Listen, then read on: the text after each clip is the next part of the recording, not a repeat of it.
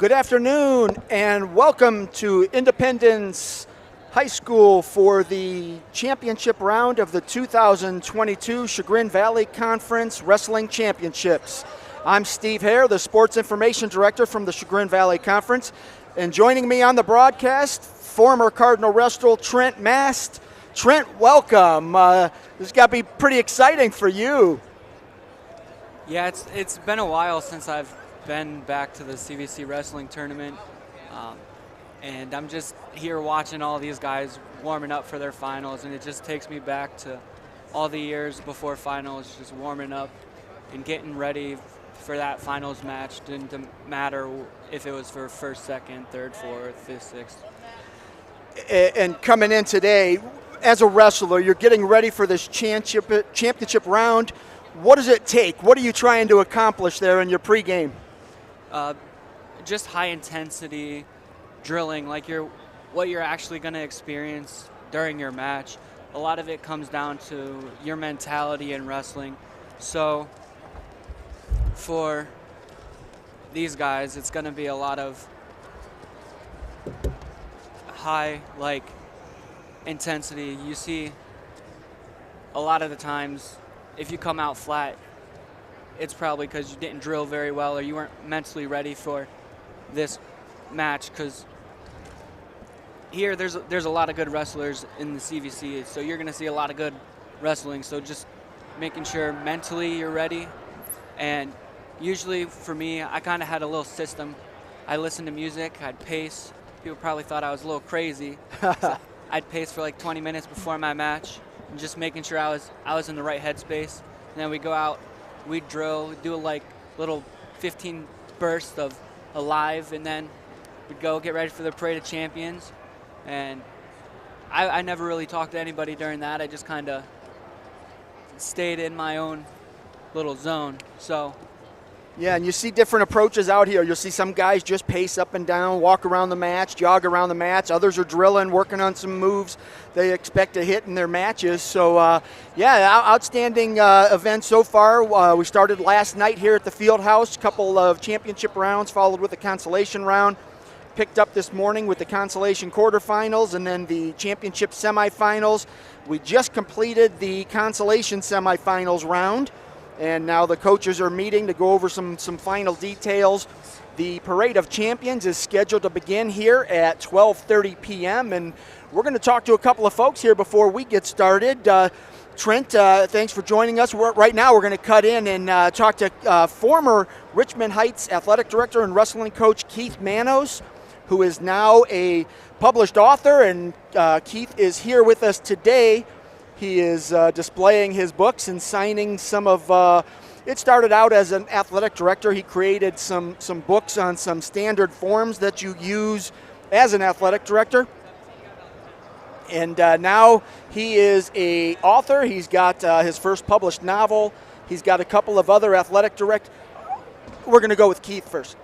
He has a couple of published books, and he's got a wrestling book that came out last year. But Keith, as he gets his headset on here, Keith, Mr. Manos, Coach Manos, however you were referred to in your long days as a wrestling coach and administrator, welcome. It's been a while since I've seen you. I used to go to that Division III Classic you put together at Richmond Heights for years, and saw you on the trail a few times after that. But welcome back. Good to see you. Tell us what you've been doing. Thanks, Steve. After my coaching days ended, and of course I was writing even before they ended, getting books published, and now most recently I've got like 13 books published now, including my debut novel, My Last Year of Life in School, which is a novel about an English teacher, which I was in his last year of teaching at a public high school. But what I'm doing now, of course, is I'm signing and selling. I'm here. We're at the CVC Wrestling Tournament, and I've been signing and selling my books at wrestling tournaments in the area. My books are like for parents, for coaches, and for the wrestlers themselves. The latest one, the one that came out in 2021, the wrestling book. Let's talk about that one, since that one caught my attention. Okay, well, most recently I published 101 winning strategies for wrestling coaches. And what I did was I did interviews, and I listened to podcasts, and I did the research of the top wrestling coaches across the country, both at the college and the high school level, and then I put them all together into a book. And what my publisher likes to say is, Keith, he says, I like you as a writer because I'm an English teacher, and his editing is minimal. You know, I don't make a lot of grammar errors and that kind of a thing. Outstanding. So that's how that book is structured for coaches, what they should do in the preseason, strategies during the season, and the end of the season. And I've been getting even veteran coaches who want to purchase that book. So it's been, I'm really glad it's getting out there and helping people. Well, I think people want to buy it because you've established your credibility in that area. So, you go back to your days at Richmond Heights, and I was just thinking to myself today, wrestling just isn't the same without Richmond Heights. I grew up in Willoughby, Steve. And we practiced with Richmond Heights all the time. I looked up to so many of those guys back in the early 80s. Well, they canceled the program in 2007, and it was because of money issues, as it happens.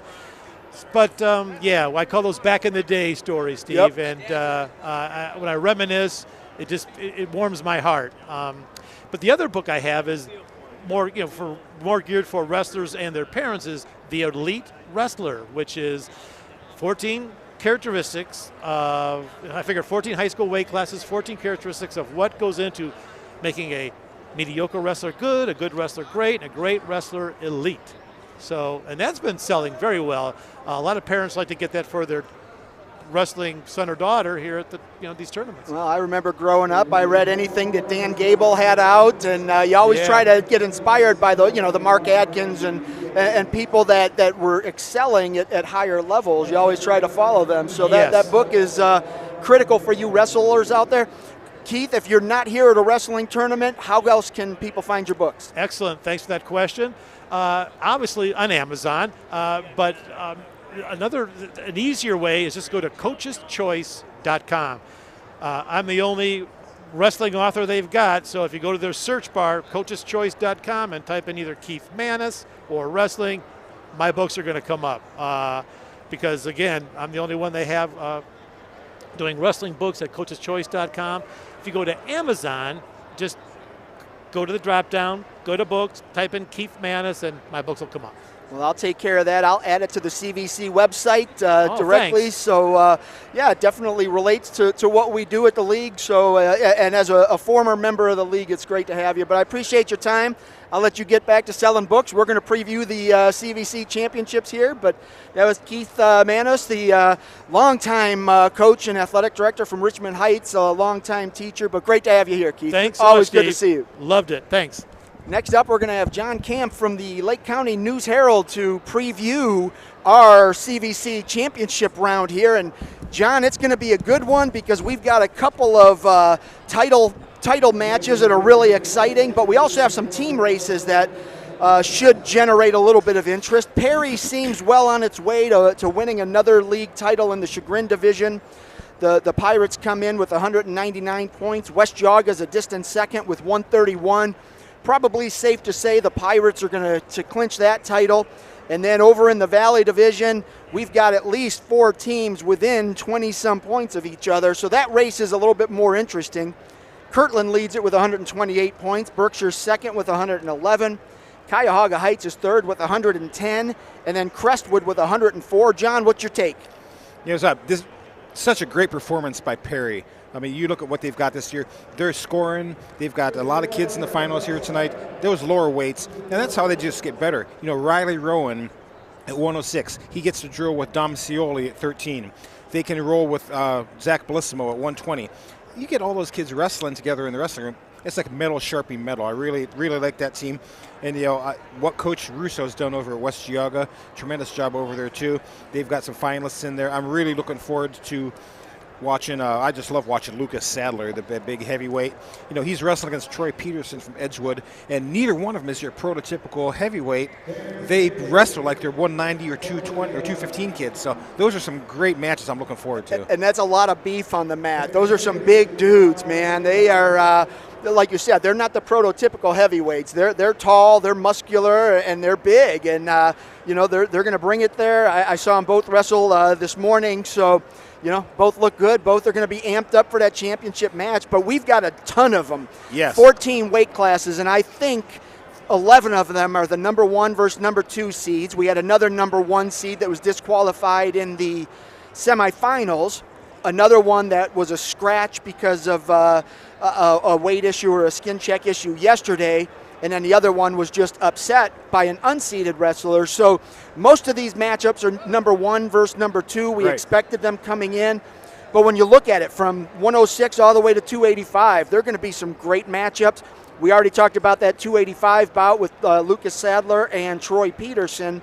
But there's a few other good ones in there. Lucas Stoddard and Brennan Brode at 190. That's a matchup of 2 state qualifiers from last year. So we've got a few of those. Uzona and Zekwi at 215 from Beechwood. He's undefeated, trying to put together a dream season there. Just a whole bunch of guys up and down. What other matches are you looking forward to? 132 really sticks out to me. You got Brock Christian, who was a state placer last year. Will Davidson, who is I think they both finished 3rd last year at state. Correct. And and they faced each other twice already this year. Will has beat him both times. Most recently was 7-0 at Perry Pin City. And Brock Christian, he was coming off the flu, so we'll see how his wind is now. Because obviously, if you're in wrestling and you don't have your wind, you got a lot of problems. But Brock Christian's going to have to find some way to score on Will Davidson, and that's easier said than done. Will Davidson, much easier. Will Davidson's a projected state champ at that weight class. They're not going to see each other in the postseason, so it wouldn't surprise me at all if Brock Christian comes out here and really tries to force the issue and see what he can get going. Because win or lose, you're going to benefit from it. Absolutely, and so you look at it. 106, you had Riley Rowan was a district alternate last year. 113, Zach Bellissimo from Perry. He placed 4th at state last year. 126, Patrick Reinecke was 7th. At 132, we have 2 returning state place winners. 138, Jack Sparent was 8th at state last year. He was the one that was disqualified in the semifinals, and I saw the slam. I think it was one of those borderline things that I don't know if it would have been called if he hadn't had a similar issue earlier. Just a tough situation there, disappointing for the kid, but he gets to at least wrestle another match and kind of redeem himself. Speaking of Jack Sparent, that's a kid that was disappointed that he got DQ'd, but you know what? You watch him out here, he's still drilling with his teammates and getting them ready for their next match. He was just out here drilling with Will Davidson. This kid is invested in wrestling, and I give him a lot of credit because he has every reason to pack up his stuff and go home out of disappointment. That's character right there. Yep, and 144 pounds, Calvin Rowan's a returning state qualifier. At 150, Crestwood's Ethan Strahan, a state alternate last year. At 157, Josh Brown from Berkshire is a returning state qualifier. He'll be wrestling Sam Partain from Chagrin Falls, who was a state alternate. So, the list just keeps going on. You get up to 175, Anthony Gencarelli from Kirtland, a state qualifier. Lucas Stoddard at 190, who was 3rd at the state last year, and Brennan Brode, who was a state qualifier last year. So that's a big one. So all kinds of postseason implications in some of these matches. A lot of them, as you mentioned, Division II versus Division III kids, so they won't wrestle in the postseason, but today is their Super Bowl. They get that opportunity. But you have a lot of those, but you also have kids that they're going to see each other down the road, too.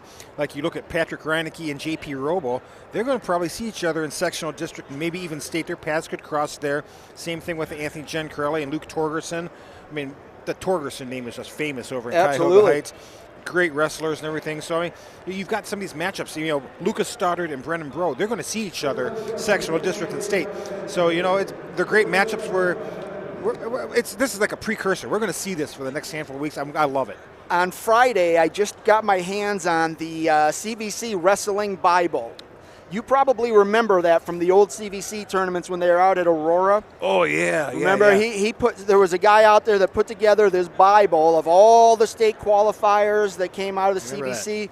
So I just got my hands on it. I'm going to try and get that thing updated for next year to try and get all that stuff, all that information onto the website. But long tradition of success in the CVC, and the way it's grown, that's only adding to the lore of the conference. And I think we're going to see some pretty good wrestling today. There's going to be some great wrestling. You look even down the road with the current expansion that just announced. It's just going to make it that much better. You look a couple years down the road, we're going to add Jefferson and Conneaut and Madison to this. What a tremendous league this is that offers so many opportunities.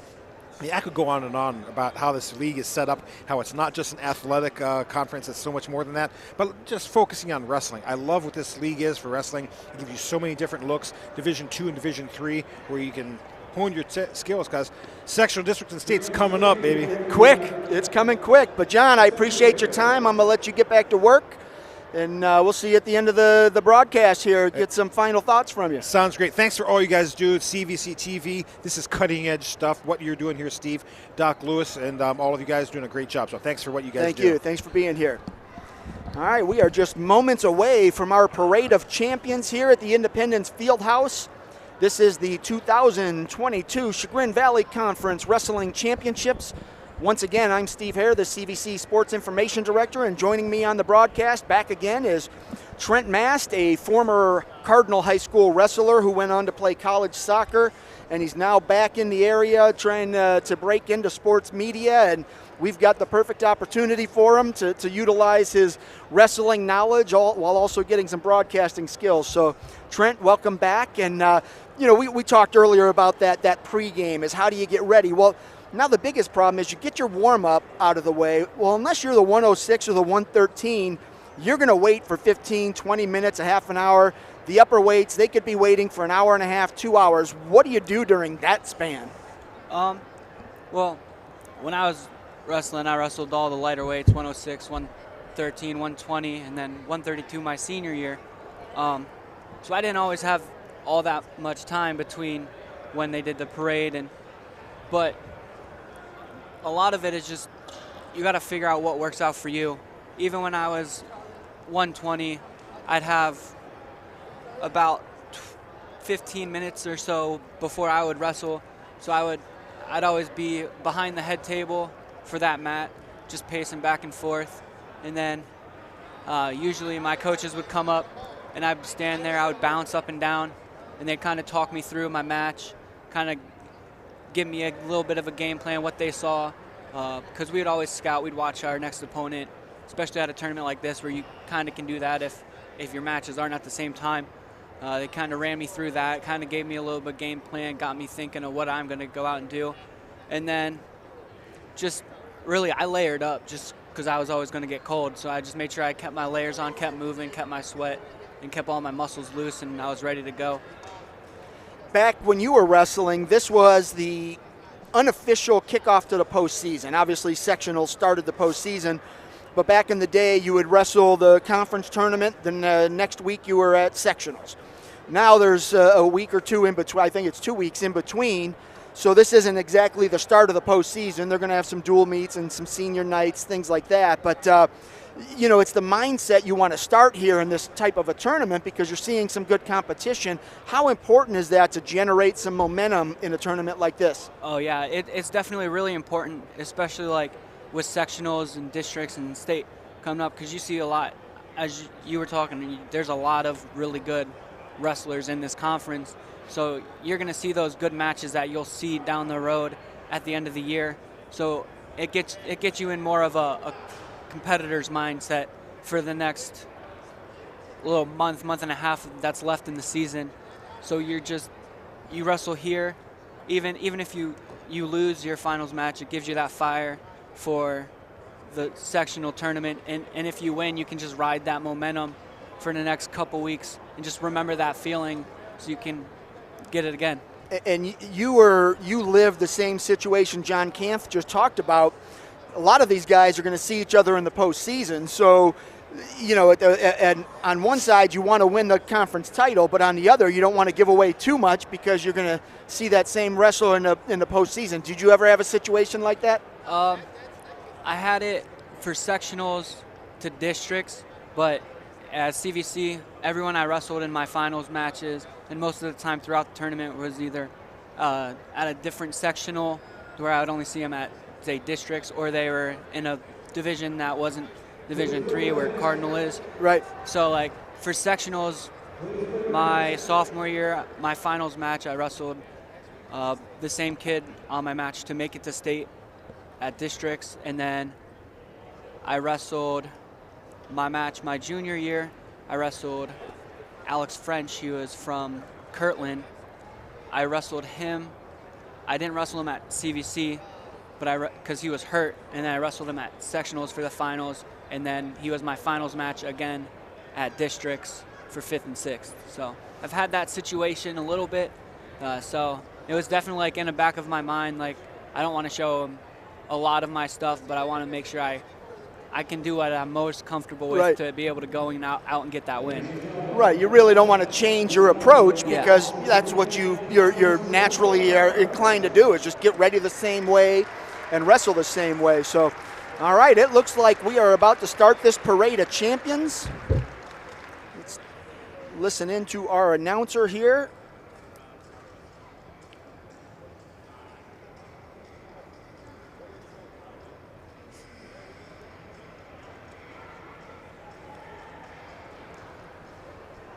We've got them coming at us from a couple of different angles.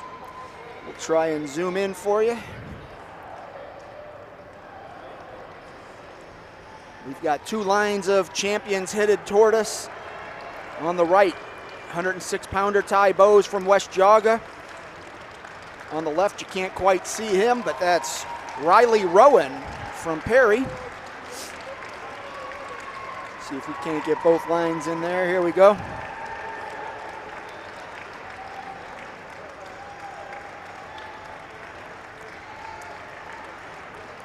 2022 CVC Wrestling Championships.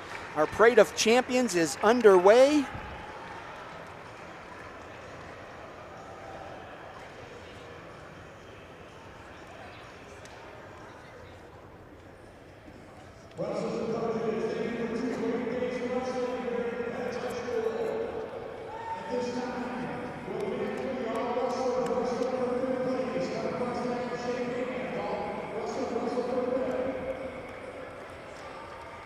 There's our 5th and 6th placement matches, wrestlers shaking hands. On mat 2, those wrestlers are going for 3rd and 4th. And right here in front of us on mat number 1, we've got our championship bout wrestlers.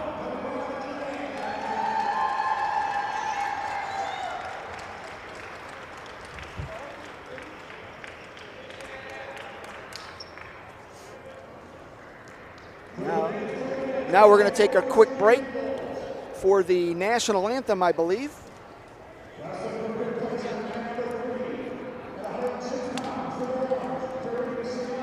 All right, looks like we're jumping right into it, Trent. So our first bout at 106 pounds in the white singlet from Perry, sophomore Riley Rowan, and from West Jaga in the blue singlet, senior Ty Bowes. These two are potentially going to meet again in the sectional. They are both Division II wrestlers. Zoom in. There we go.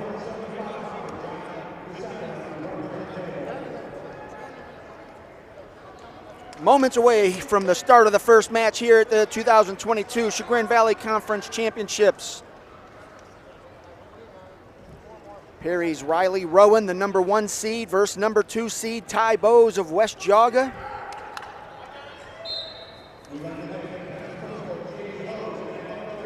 Rowan came into the tournament with a 21-6 record.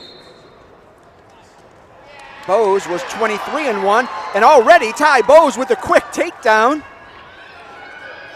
See really high intensity out of these two right off the bat.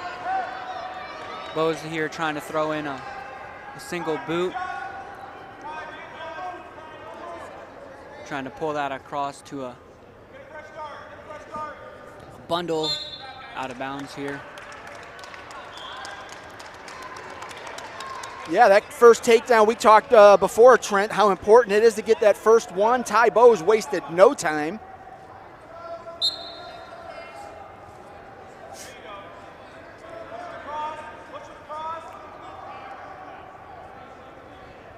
Looks like Bose is looking to chop 2-on-1, maybe hit a tilt here. He lets that go.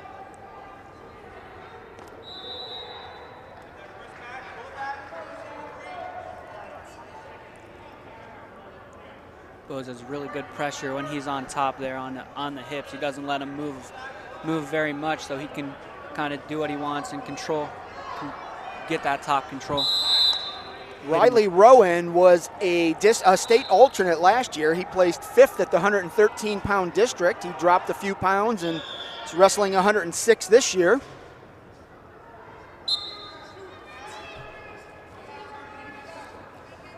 Bose riding tough on top. Bose got that stalling warning there a couple seconds ago. So you'll see him really try and come off the hip here so he doesn't give up another stalling, get that 1 point. He's got a nice 2-on-1 tilt here. Hit it a little bit too hard. Rowan was able to roll through. Working to clear his wrist here now. Gets back up to his base.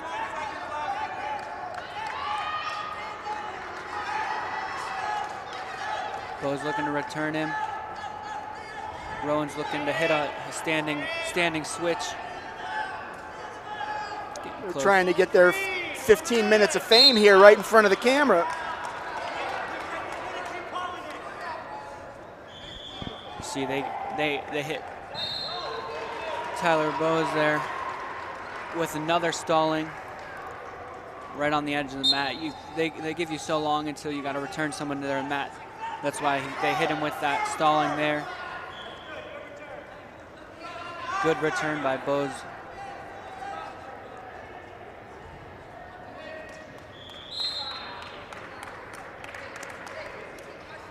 That's the end of the first period with Ty Bose still in the lead, 2-1.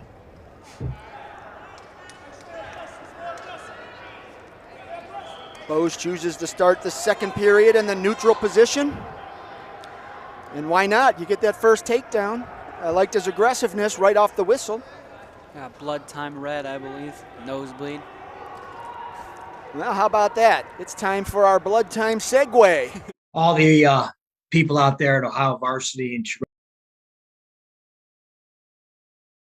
Valley Conference and just the wrestling community, I want to thank you for listening to Blood Time, but more importantly, I want to thank Steve Hare for promoting this on the broadcast. The wrestling community has been an incredible supporter of this content and these remarkable stories and these incredible individuals. And Steve Hare and his crew bringing that to you is greatly appreciated by the entire family at Blood Time. We are all blood, Steve. Love to all. Thanks. This is Coach. And we're back. Always love that segue right into Coach Cimarrone's Blood Time podcast. Coach Cimarrone is the coach of the Chagrin Falls Tigers here in the CVC. So I always like to promote his work. It's a great podcast. We've talked about it before, Trent. See a little more intensity out in the second period from Rowan.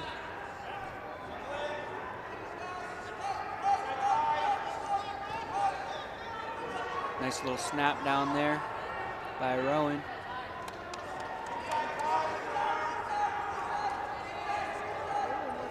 See both these wrestlers get really low in their stance, which makes going underneath them really hard to do to get those double single leg takedowns. It's going to be a lot of setups and working in close to try and get another two.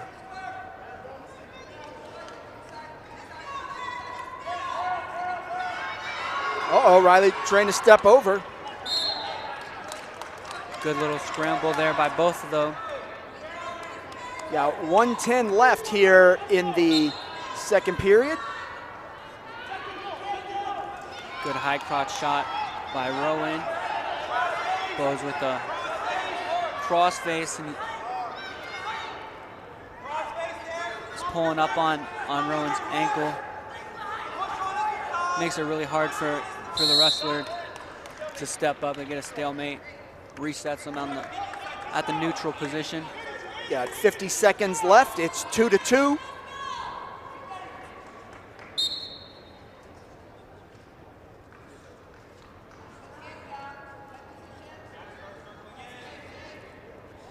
Once again, Rowan in the white singlet, Ty Bowes in the blue.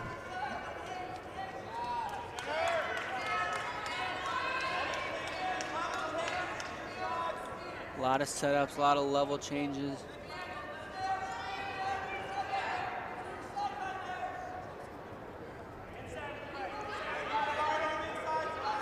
Both wrestlers here have one inside control, so it's going to be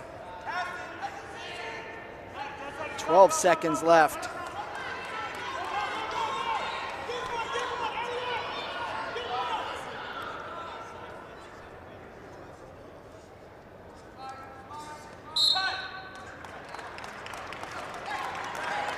We move into the third period here at 106 pounds. First bout of the CVC Championship Wrestling Tournament. Riley Rowan chooses the down position.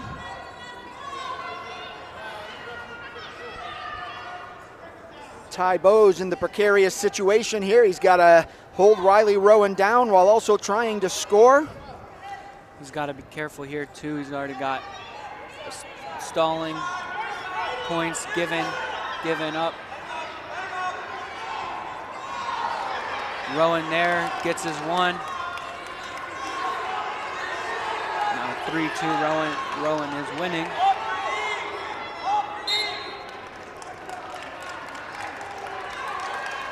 They'll start neutral. 126 left here in this first bout. 106 pounds.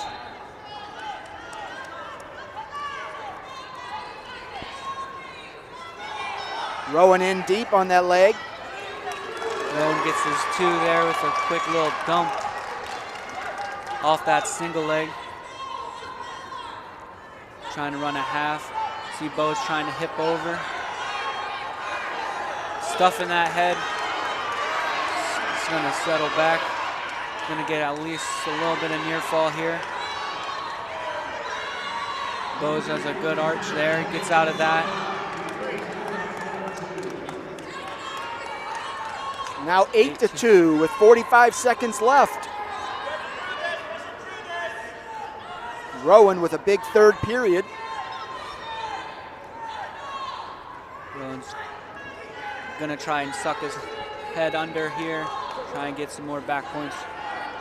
About 30 seconds left to go in the third period.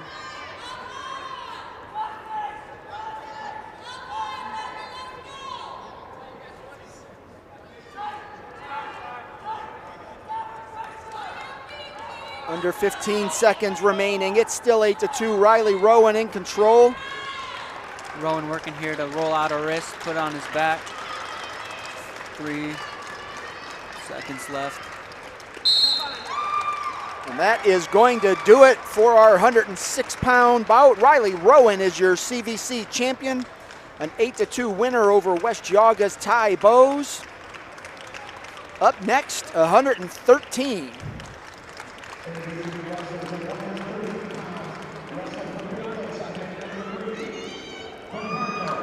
Trent, go ahead and introduce our wrestlers.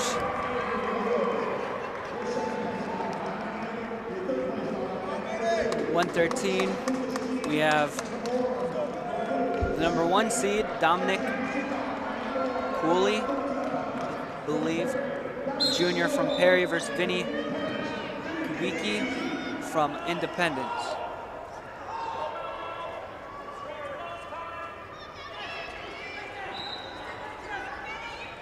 Quick cradle here off the bat from Wheelie. 3 back points out of that one.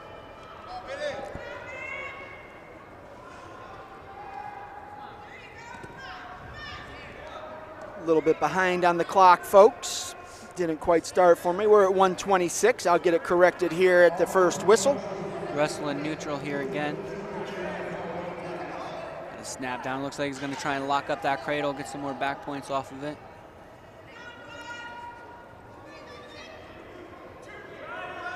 Gets his 2 there. He's hooking the leg.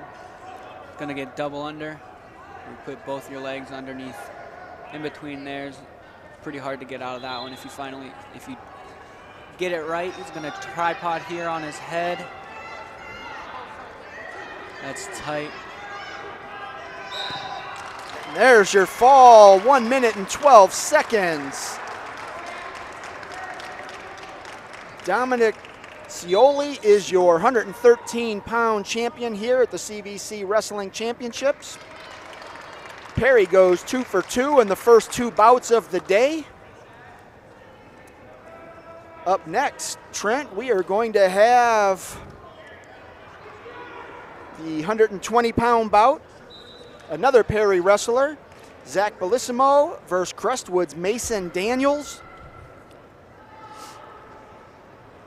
Well, Trent, 2 matches in, and it looks like Perry has decided it doesn't want to give West Geauga any chance to come back and, fight for that league title. With 2 wins already, I think Perry is safe. It's safe to say Perry has locked up the Chagrin division.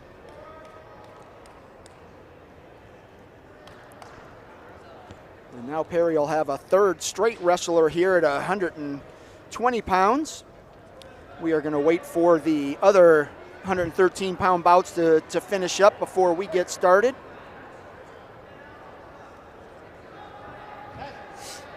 But our next bout, Zach Bellissimo from Perry High School, wrestling Mason Daniels from Crestwood in the 120-pound championship here at the CVC Wrestling Championships at the Independence Fieldhouse.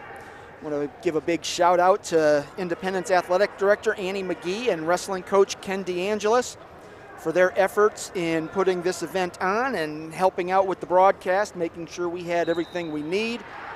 Always important to have that hospitality, and we certainly appreciate it.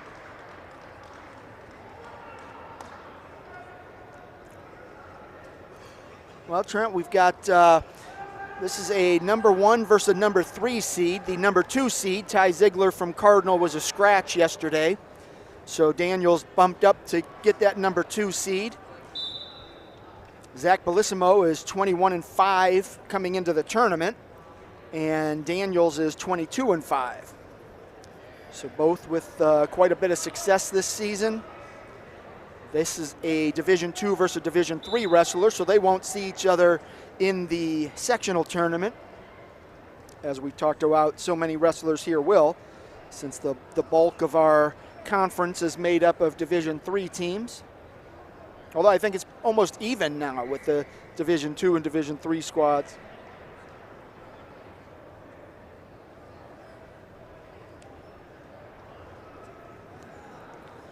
You can find all of the results from today at the Chagrin Valley the Chagrin Valley Conference website at chagrinvalleyconference.com or on Baum's page. On Baum's page, if you click on the wrestling tab, there are 3 columns. You want the middle column and scroll down until you can find the Chagrin Valley Conference and click on that link, and you'll see the results for the team scores and the brackets. We can now recap. The 3rd place winner for 106 pounds was Colin Herring from Berkshire. He had a 55-second pin over Xander Mooney from Cuyahoga Heights. And Orange's Kareem Saya finished 5th. Beechwood's Caleb White finished 6th. We still have the 113-pound 3rd place bout taking place now. That's between Lakeside's Lucas Eland and Orange's Yavuz Sumer. I think that bout just ended, so we are just moments away from kicking off our 120-pound championship bout here on mat number 1. Once again, that is Perry Zach Bellissimo, the number 1 seed, and Mason Daniels from Crestwood, who picked up the number 2 seed after a scratch yesterday. He came into the tournament as the number 3 seed. So that match is just about to begin here on mat number 1. Mentioned earlier in our broadcast, Zach Bellissimo was 4th at state last year.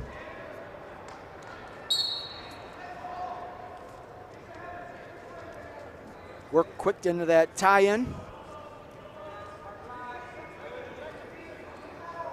Bellissimo seems to be trying to work to get an underhook.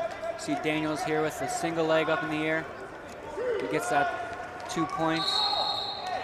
Yeah, there are no givens in this tournament. Zach Bellissimo comes in as the state place winner, but Mason Daniels has some talent in his own right. Daniels lets Bellissimo up, so they'll be on their feet again. 2-1, Daniels.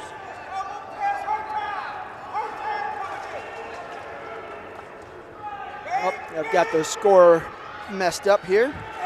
Got their ankle bands on the wrong. I thought they'd give Perry the red since they've had the red the last 2 matches. So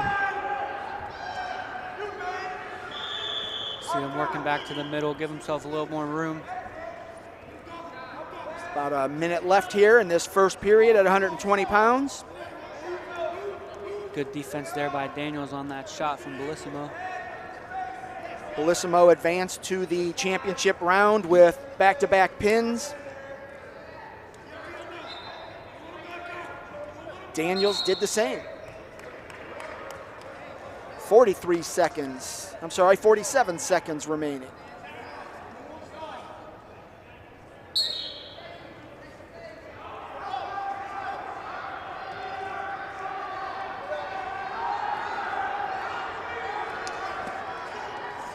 Nice sprawl there by Bellissimo. Good little ankle pick right to a cradle. That's really tight. 1 minute, 31 seconds on the pin. Zach Bellissimo is your CVC champion at 120 pounds. Well, you usually don't see the pins on the championship mat. You usually see those down the way, but we've had a couple of them already. Up next, Trent, go ahead and introduce who we'll see while I update our scoreboard. 126 will have Patrick Reinecke, senior from Hawken, versus JP Robel, a sophomore from Crestwood. Now I just have to figure out, let's see, Reinecke and Robel are both red. Do we see any wristbands on them yet, or ankle bands? I think Reinecke may have a red knee pad. Yep, so I'm going to put Patrick Reinecke as red. We'll try and correct that if the referees throw a curveball at us.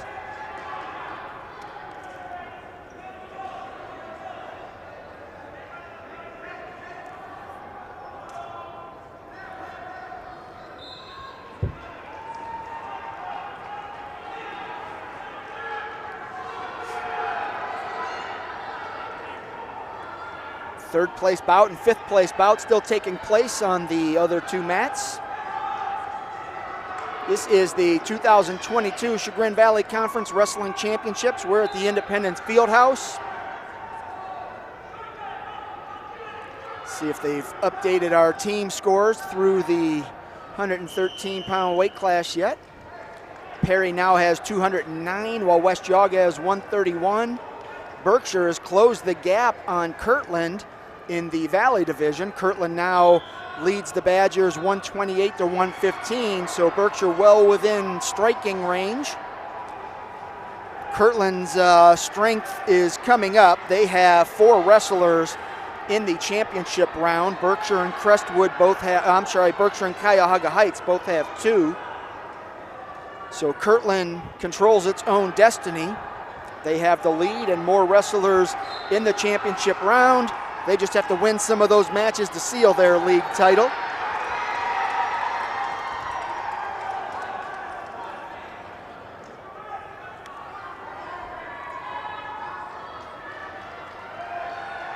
That's Kirtland's Drew Duncan out there on mat number 2 in the third place bout. In a 7-7 match, he is on top looking to run that cradle. Gave up on that and now working the hip. That's Drew Duncan versus Charlie Meyer from Independence. Freshman, he's had a great season so far. Meyer was the 4th seed. Duncan was unseeded. They've got 1 minute and 1 second left in their bout. Got some injury time right now.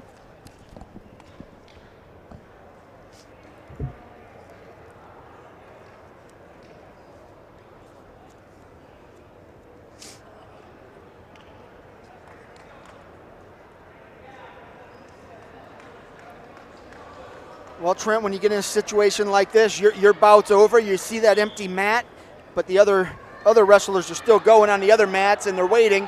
What does that do to the psyche? It gives you a little bit of anxiety because you never know when that match is going to finish. So you're just kind of stuck there in suspense. And I know for me, I always got a little nervous. Felt like I was going to throw up. Because it always looked like someone was about to get pinned, and I was like usually waiting for my match to finish, and I like blocked everything out, and then I'd be out on the mat, be like pacing back and forth, just keep looking over, checking, see if they're almost done, watching the clock. It messes with you a little bit for sure, but Meyer with a takedown, 9-7 advantage with 6 seconds left. He's looking for a turn, but he's going to go ahead and win that bout 9-7. 9-8. They just awarded Duncan a point. Looks like that might have been an unnecessary roughness call.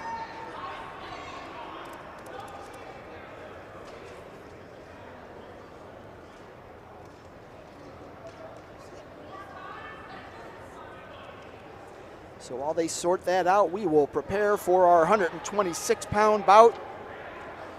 Patrick Reinecke, 7th in the state last year in Division III. He was a district champion. He'll be wrestling J.P. Roble from Crestwood, 3rd place at the district tournament last year in a state qualifier. We've mentioned this before, but these two will likely see each other a couple more times after this bout. They've got the same sectional, the same district. And then, of course, if they both advance to the state tournament again, they'll be looking to steal a bracket spot from each.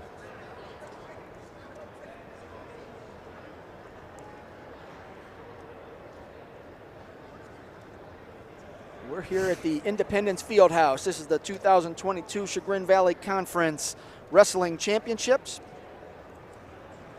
Perry well on its way to another league title. The Pirates now have 215 points. West Geauga is way back in 2nd place with 135. Kirtland is 3rd in the overall, but leads the Valley Division with 128 points. Berkshire is 4th overall and 2nd in the Valley with 119. And then Cuyahoga Heights rounds out the top 5 overall. Heights is 3rd in the Valley Division with 110. Crestwood is just behind Cuyahoga Heights with 104 points. So everybody's still in it so far. Kirtland, Berkshire, Cuyahoga Heights, and Crestwood, they all have a chance to win out in this tournament and win that Valley Division title. It means a lot to the kids when you can go out collectively as a team because, you know, wrestling is, as much as it's a team sport, it really is mainly focused on individual stuff. And but when you can come together in a duel and guys come together and win, it means a little bit. But winning a tournament title is special. What does that mean to you, Trent? I think my junior year, we ended up winning the Valley Division for the CVC, and it was big. We knew we had a team that could do it, and it was just coming out and winning the matches we knew we could win, and maybe squeezing in 1 or 2 here. That was a surprise. It was really big. We hadn't won one in a couple years before that, so we were all pretty pumped. We knew it would be a close. We just all had to go out and do individually what we could do to help the team. Well, here we go, 126 pounds. Patrick Reinecke in the black singlet from Hawkins School. And of course, they did switch up the ankle band, so our scoreboard is going to be incorrect. Reinecke is in the green, and J.P. Roble from Crestwood is in the red. It's never common sense, Trent.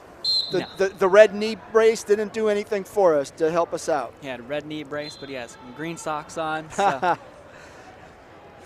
Reinecke got here with back-to-back 2 major decisions and a 10-5 decision in the semifinals.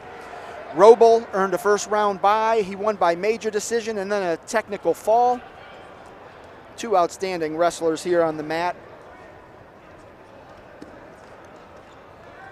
2 returning state qualifiers. Reinecke's a state placer. See, they're both kind of just feeling each other out, trying to figure out what the other one's going to do here. There's a lot of hand fighting, fake shots, see how they're reacting. We will have an awards ceremony following all of the wrestling here. We'll award our top 6 with their all-conference awards. Still 0-0 as we hit that halfway point of this first period. Both wrestlers just kind of feeling each other right now. There's a shot by Roble, although I think it was more of a setup than a shot. Just, hey, I'm going to do this later. You might want to think about it. There's John Kampf making a photobomb appearance in our video. Always great to see John here. I don't think anybody covers wrestling as well as he does. It's been great for the wrestling community. See, Reinecke does a lot of fake shots, tries to get his opponent to move so we can get that takedown. 20 seconds left in the first period.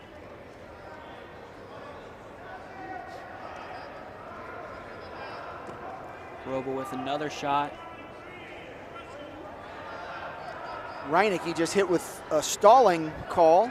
That's his first. Nice little fake shot there by Reinecke. Think we have someone bleeding. Something. Well, the period ended, and now they're getting an explanation on the stall. They're looking at his face. I thought he might have taken a head to the nose there. Thought we were going to have another blood time segue. Roble chooses down. He'll start the second period in a down position. First point here is really important, as this match has been tight so far. Roble chooses down, hoping to get that escape, get that 1 point. Reinecke's going to work to turn him, try and get some back points. The tight 2-on-1 tilt. No points awarded there. He's going to try and go for it again.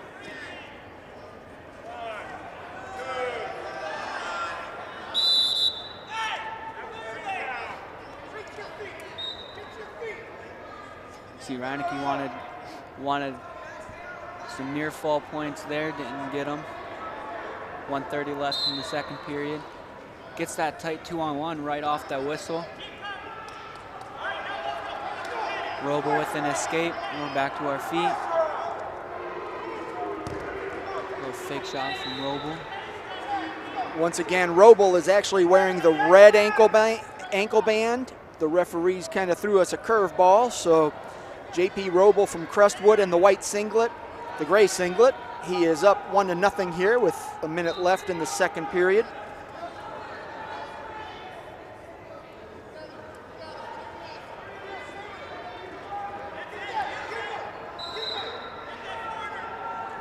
Looking for a little bit of a stalemate here. Don't know what all they're back out in front. Shot from Roble. Reinecke gets his 2.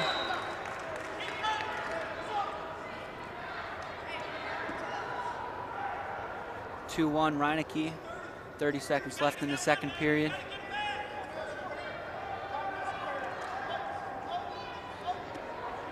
Reinecke's riding tight here on the hips.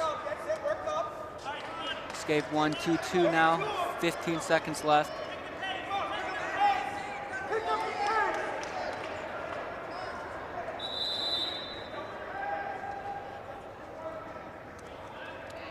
Stoppage here.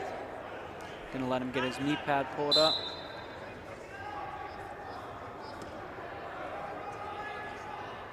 Down to 5 seconds.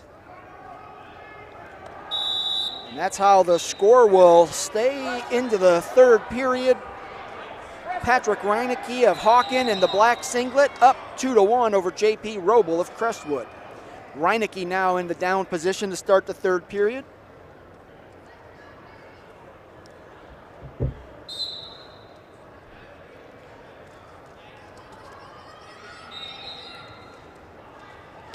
Reinecke stands up pretty quickly. Rolled a little bit there. I don't even know what move that was, but Roble ended up having a single boot in. He's going to try and throw in that second one. So he's not high. He needs to try and get cross body here. Reinecke keeping him from doing so. Tries to get that double boot.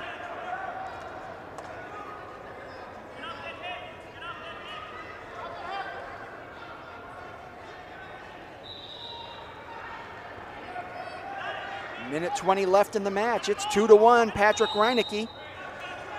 Senior from Hawken in the black singlet. J.P. Roble from Crestwood. He's just a sophomore.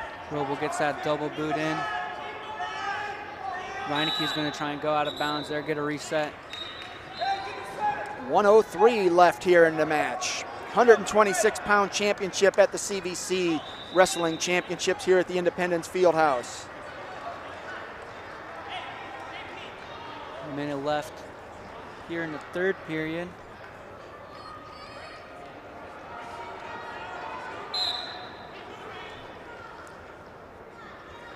Roble's trying to hit a spiral ride.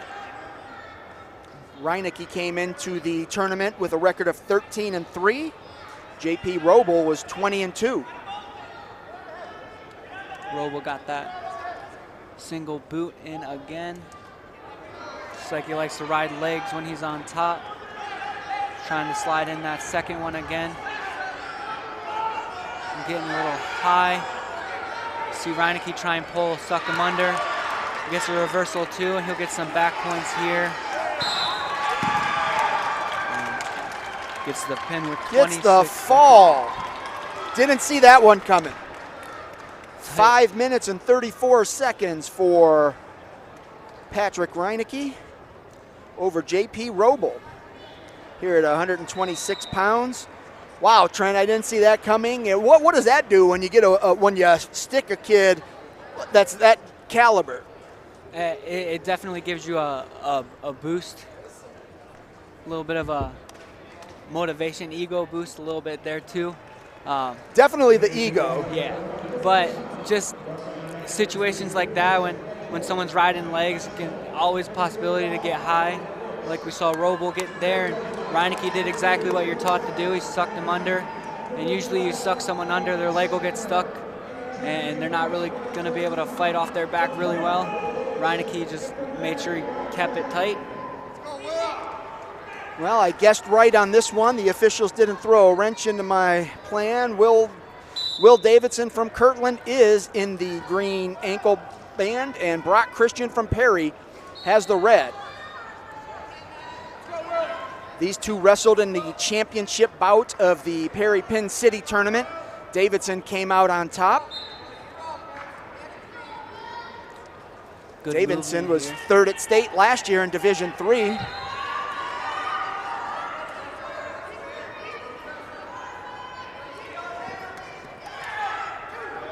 Good single leg finish there by Christian. Davidson not stopped moving yet. About to, good little scramble from Christian. Davidson was doing all he could to get up and get that one.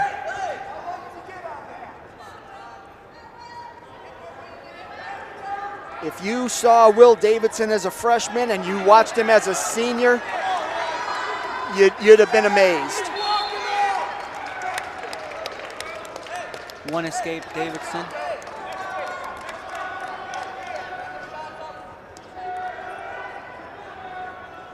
Back to neutral, 1 minute left in the first period.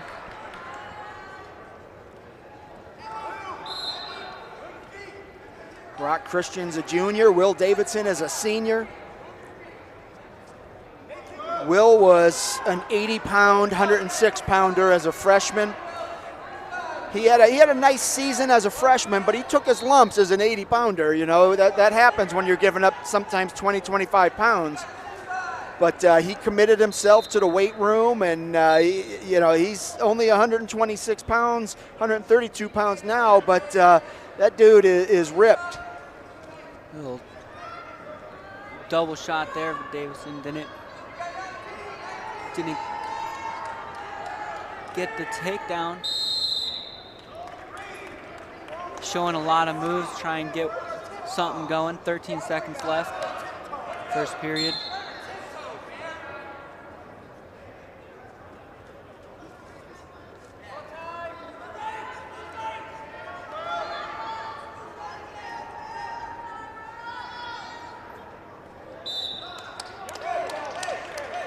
We'll move to the second period. Brock Christian from Perry leads Will Davidson 2-1 here at the 132-pound championship bout at the CVC Championships. Davidson will defer. Christian will start in the down position.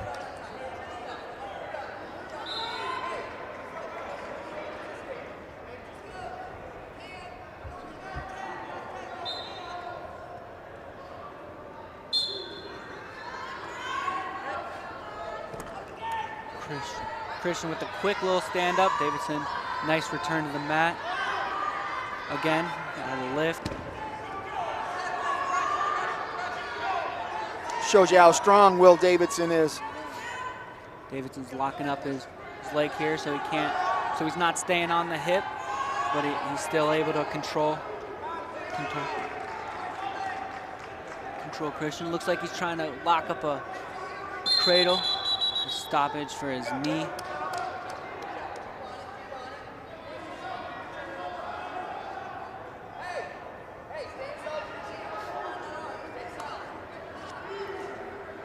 Will. 2-1, Christian on top.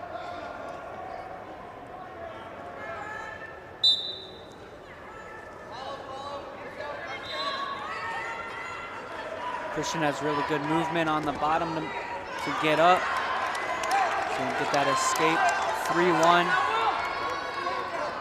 Christian is winning. Davidson in deep on that single leg. Gonna try and dig that leg out from between his legs. Out back in front again. Telling him to try and push it out of bounds. Get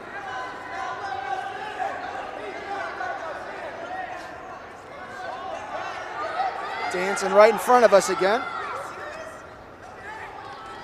Davidson with a nice high crotch double. He's in there deep. 30 seconds left.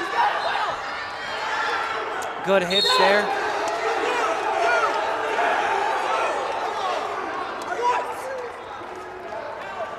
No two given there.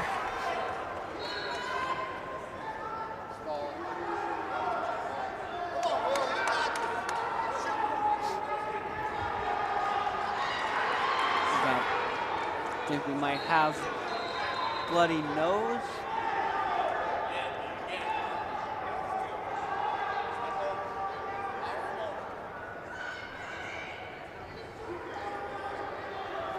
Yeah, it looked like Christian had some toilet paper stuffed up in his nose already. You see that, it's a pretty common occurrence in wrestling tournaments.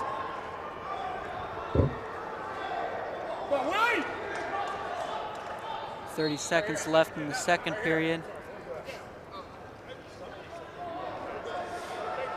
Will Davidson, 25-0 on the year coming into the tournament. Add a couple more wins. And he's 27-0, 28-0, 3 pins in the preliminary rounds.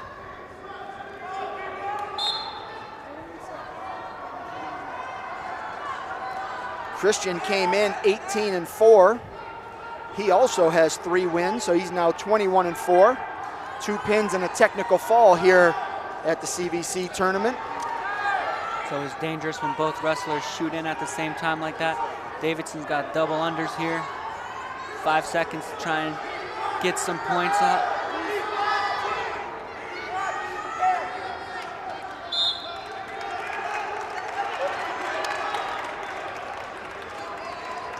Go to the third period, still Brock Christian in the lead.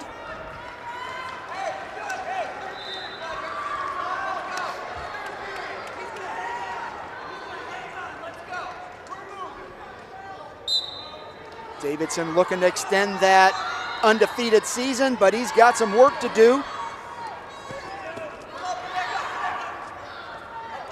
Christian's really gotta be mindful here. Only up by 2. If things getting close, you need to think about kicking him, giving him that 1 escape point rather than a 2 reversal. So 3-2.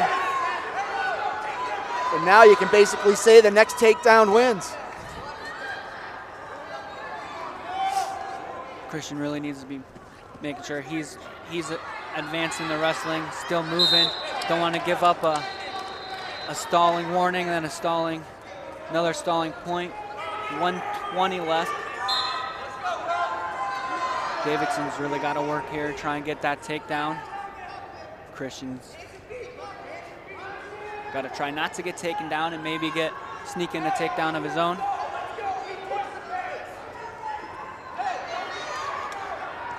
Approaching the 1 minute mark. See Davidson out here trying anything he can to get a takedown. Seeing a couple shots. Snap down attempt there. Got 50.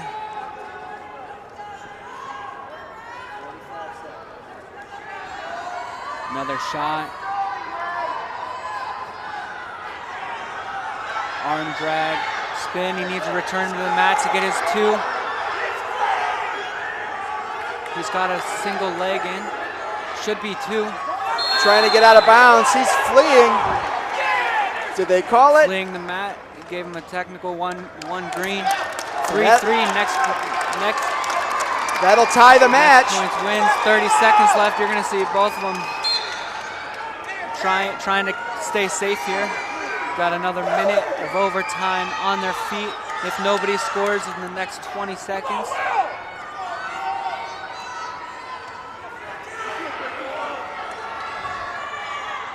Both locked here in a tie, 10 seconds left.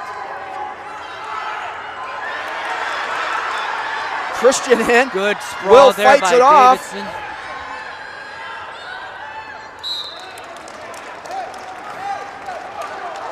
Bonus Wrestling, 132-pound championship. So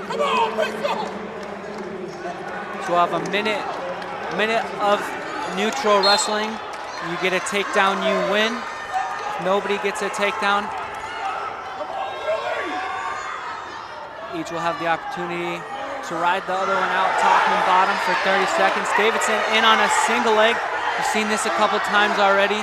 Needs the lift, bring him back into the middle of the mat. There's the 2 point. Did he call him off? He said his knees, I think he called his knees down. Did not give the 2. The crowd didn't like that one, at least the bulk of the crowd.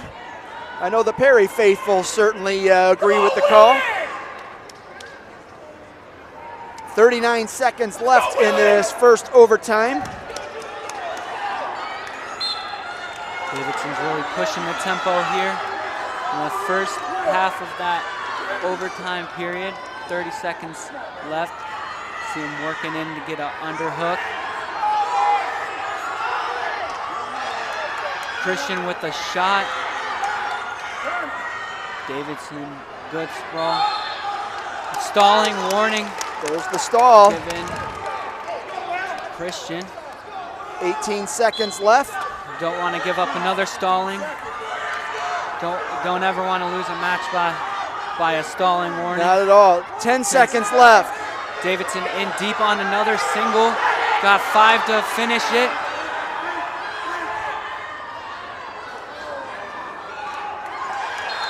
Christian tried to spin around and steal it.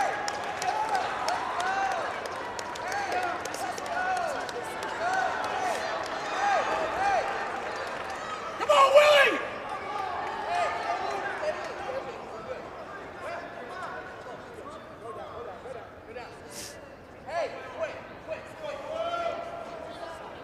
So now there'll be 30 seconds. 30 seconds. Man on bottom tries to get out, score as many points as he can. Man on top tries to turn him. Unlike the NFL overtime rules, both wrestlers are going to get an opportunity to be on top and in the bottom position. And then if it's still tied, person with the first points gets to choose if he wants to be on the top or the bottom, and it's decided that way.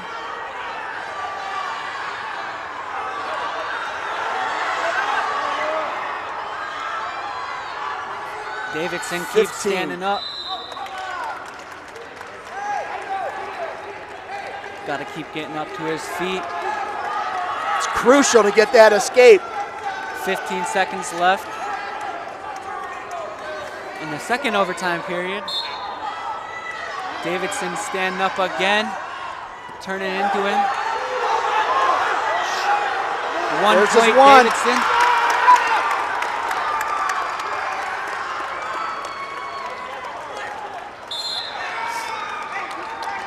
It's not over yet, folks. Davidson can win the match by riding him out. Got to be careful here. Don't want to give up a reversal. We are always told if you feel anything weird, just kick him, let him get that escape. Davidson riding tight here. Really doesn't have a stalling warning or anything yet. Kind of do what he wants. Almost gets near fall there.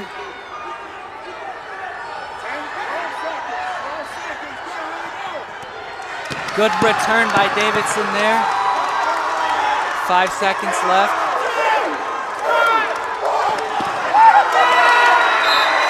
Wow. Will Davidson with the 4-3 win. Overtime. He's still undefeated. Wow, what about it? 132 pounds. And now we got to quickly jump into 138, Trent. Wow, what a match. We knew it would be, too. Those overtime matches are always so fun to watch. Always on my edge of my seat. 138 pounds, we have Drake Reneker, a sophomore from Crestwood. He came in unseeded, and he's wrestling for the championship against Dustin Cattler, a senior from Cuyahoga Heights. I don't know which. Oh, and we've got a forfeit for Dustin Cattler. Reneker was injured in the semifinals when Jack Sparron of West Yaga was DQ'd for an illegal slam.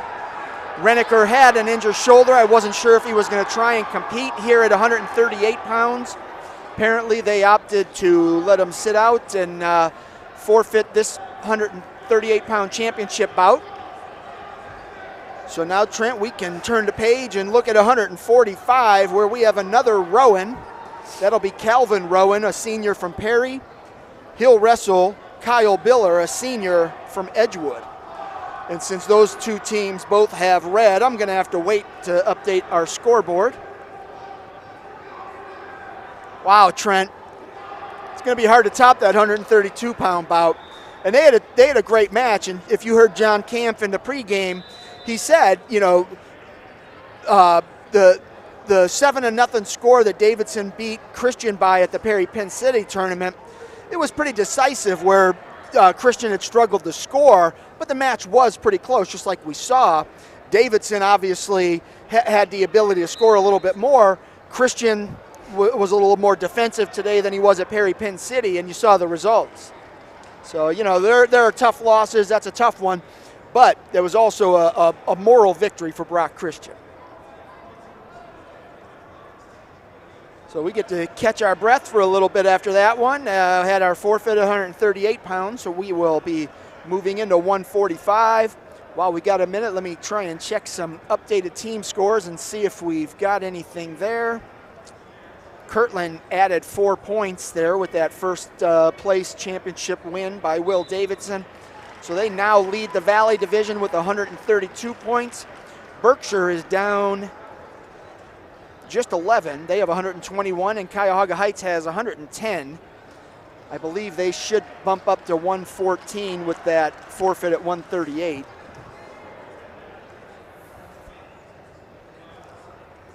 So while we've got a moment, we can recap. At 106 pounds, Riley Rowan from Perry defeated Ty Bowes from West Geauga for the championship. Berkshire's Colin Herring was third. Cuyahoga Heights' Xander Mooney was fourth. Orange's Kareem Sayo was fifth. And Caleb White from Beechwood was sixth. Your 113-pound champion was Dominic Cioli from Perry. Vinny Kubicki from Independence was second. Lucas Eland from Lakeside was third. Orange's Javuz Sumer was fourth. Berkshire's Avery Wood was fifth. And Cardinals' Vince Dragolich was sixth. 120 pounds, Perry Zach Bellissimo defeated Crestwood's Mason Daniels for first place. Kirtland's Drew Duncan won by disqualification over Independent's Charlie Meyer at 120. We didn't know how that one finished out, but now we know that Duncan did get the win for disqualification. West Geauga's Matthew Abranovich was fifth, and Chagrin Falls' Hunter Blair was sixth. 126, you saw Hawkins, Patrick Reinecke pin Crestwood's J.P. Roble in the first place match. Edgewood's Quentin Gaines was third. Grand Valley's Cheyenne Dockery was fourth. West Geauga's Nick Chioramonte was fifth. And Cuyahoga Heights' Antonio Chifalo was sixth. I think I struggled with Nick Chioramonte at our quad that we broadcast. That's a tough name to roll out, so I do apologize.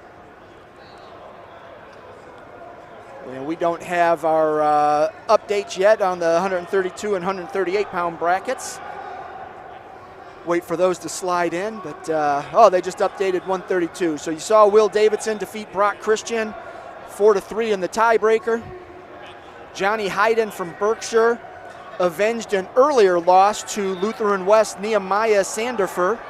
He beat him 7-3, but Sanderfer in the preliminary rounds pinned Hayden, a pretty big upset there, but Hayden did avenge that loss and finished third.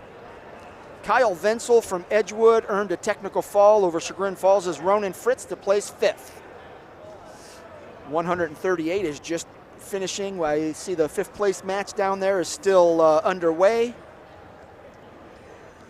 But our updated scores now has Kirtland with 136, Berkshire with 121, Cuyahoga Heights with 110. Perry still a good distance away from West Geauga in the Chagrin division. The Pirates have 215 points. West Geauga is second with 137.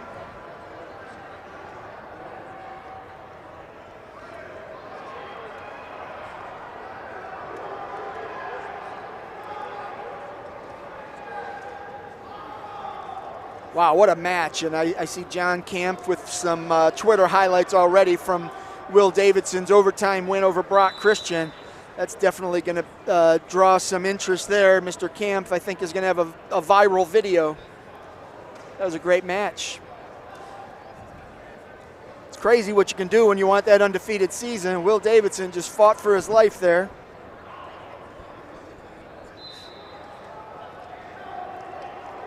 I still get antsy when I watch those kinds of matches. And I'm not even the one wrestling them. It's fun. It's fun. Sometimes I think it's easier to be the wrestler out there actually wrestling and going for that win than it is to be someone standing there on the sideline watching. Watch the crowd during matches like that. You see how intense they get? Yeah, sometimes I'm mat side taking pictures or shooting video or whatever, and I'll feel it too. My legs start to shake, and oh my gosh, the body movements go. And you can watch the teammates of the other two wrestlers wrestling. Yep. And you see the intensity they have, or even some of them are just like looking around like, oh no. But those matches are always the best matches to watch. Yeah, so at 144, we've got Calvin Rowan, a senior from Perry. He's the #1 seed. He was a state qualifier last year. He will wrestle Kyle Biller from Edgewood. Kyle is 21-1 entering the tournament this year. So Calvin Rowan in the red.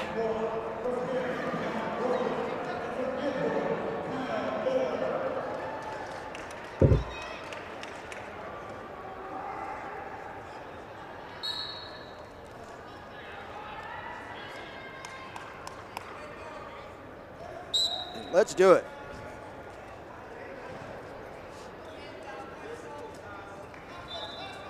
Rowan in the white singlet, Biller in the gray. And we're back underway here on our championship mat here at the 2022 CVC Wrestling Championships.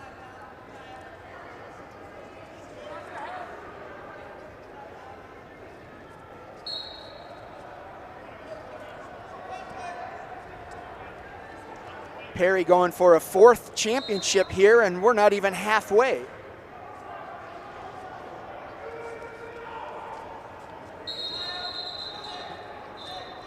Rowan with the underhook.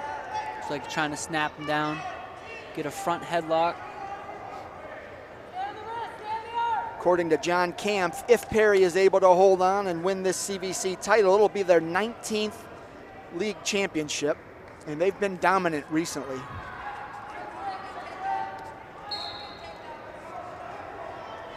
Just hit that minute mark here in the first period. Nice shot. Rowan able to block it, gets that front headlock. Now he's got a over-under, underhook, and then outside control on the head. Got that head position, gets the snap down.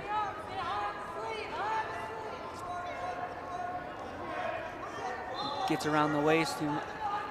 Rowan will get 2 once he gets around the waist. Biller holding on to his arm, able to scramble there. Nice little single leg. Rowan.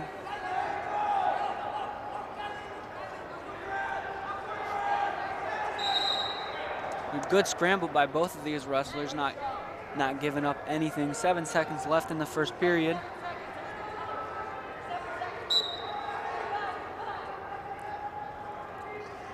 Looks like we're going to end this period scoreless. Rowan and Biller.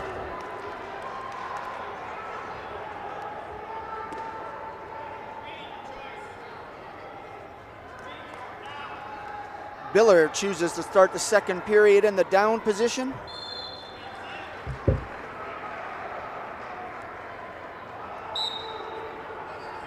And we're off.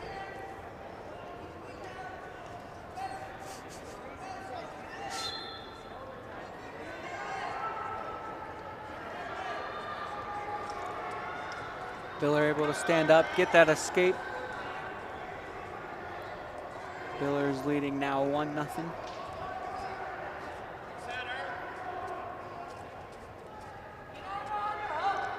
Rowan with the underhook in the head position. Look to step down, get the front headlock again. Looks like what he's looking to work towards. Biller with the double leg shot. Nice sprawl by Rowan. Another underhook by Rowan. Gets the snap. Biller catches the leg. Yeah, I thought Rowan was going to score there. Biller did a nice job to counter that. But Rowan's still working.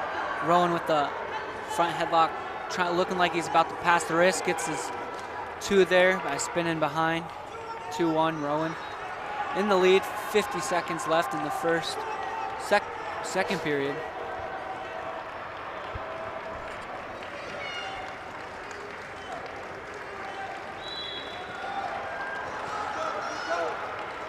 Give up that 1, not 2. Escape by Biller. You always hear coaches yell that when you're on top and the other guy starts to work his way out. Give up that 1, not 2. You want to give up the escape, not the reversal.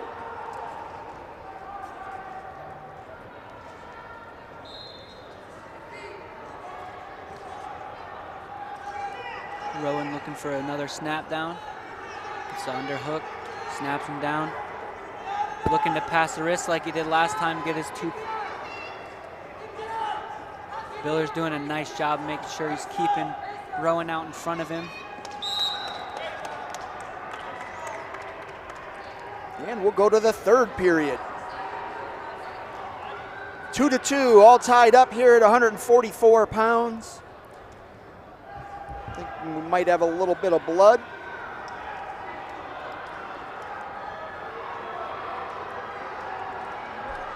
Rowan might have a little bit of a cut over that eye. I think I heard him say, "Cut me, Mick."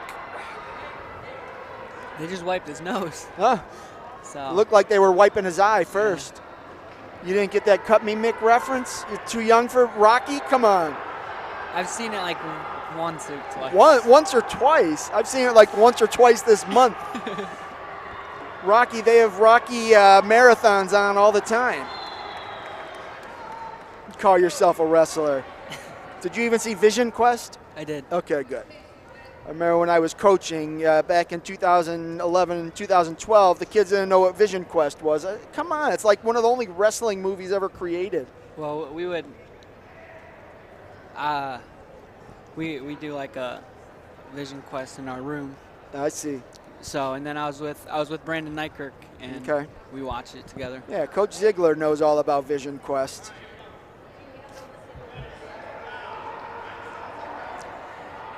Got another close match going on. Billard gives him the one escape point. Oh, I gave it. Rowan up 3-2. Get that corrected.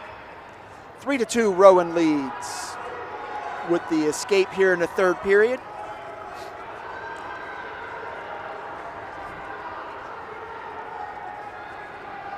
Well, so far, Trent, the matches have gone almost exactly as I thought they would go. I think the one pin, Reinecke with over Robel, that was a little bit of a surprise. He kind of caught him there late in the third, but very well contested matches so far.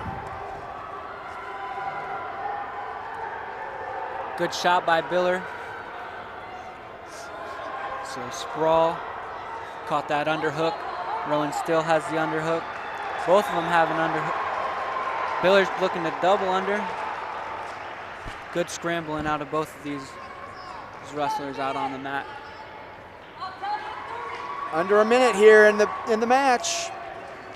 3-2, Rowan leads. Biller needs a takedown.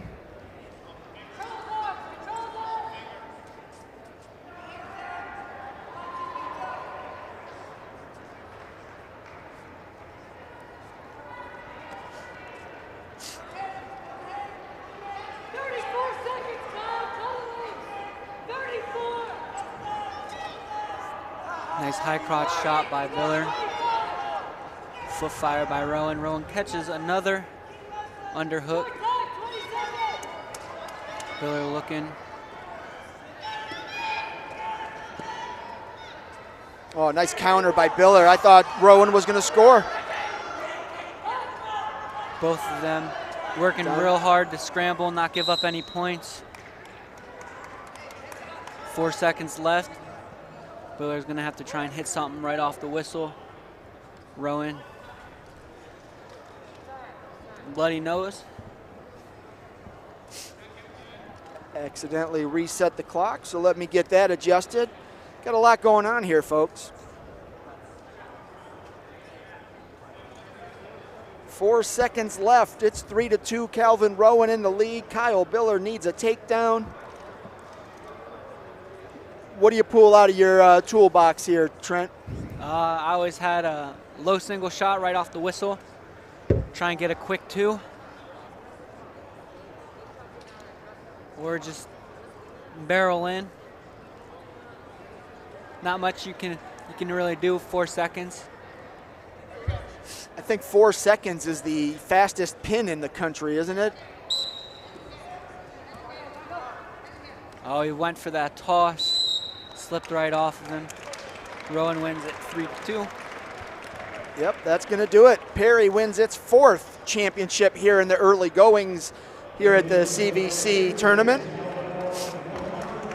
I watched a pretty quick pin the other day. I was watching wrestling videos, and right off the whistle, guy hits a leg, like a leg sweep with single leg, and his opponent went right to his back and he pinned him right there. I was like, Couldn't get any easier than that. Ethan Strahan from Crestwood will wrestle Justin Artino from West Geauga here at 150 pounds.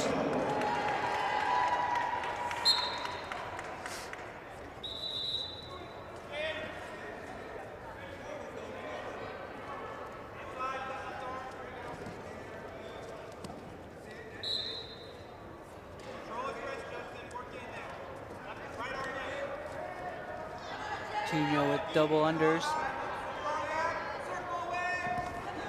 Cement mixer. Tight half here by Artino. Got that deep lift ahead. He got a tee off. Strahan's fighting for all he can to get out of that. 3 near fall points for Artino. Artino now up 5-0. That's the way you want to start a championship out. Come out, score early, get the back points. We've got a minute left here in the first period. Strahan gets out, doesn't get out. Start top and bottom.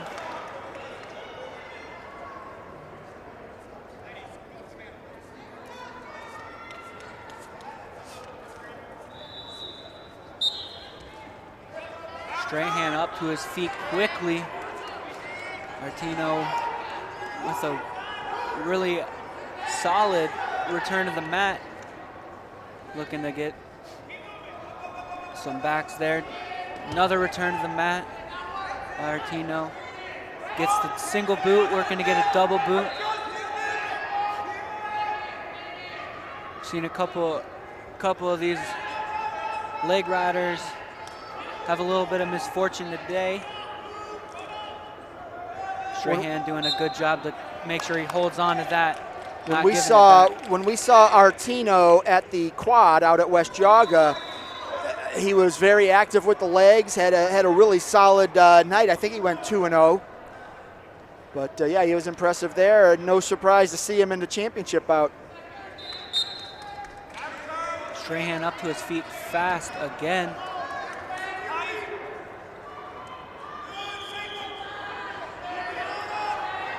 So smooth the way he put both of those legs in. You're gonna see him arch, try and hit his hands forward. With 6 seconds left, giving a point to Artino. I believe it was for pulling on the headgear. Strahan had a hand pulling on. So they're giving the point to Strahan. Flop what I just said. When he was going for the half, he was pulling on the headgear. That's what the one ref just signaled.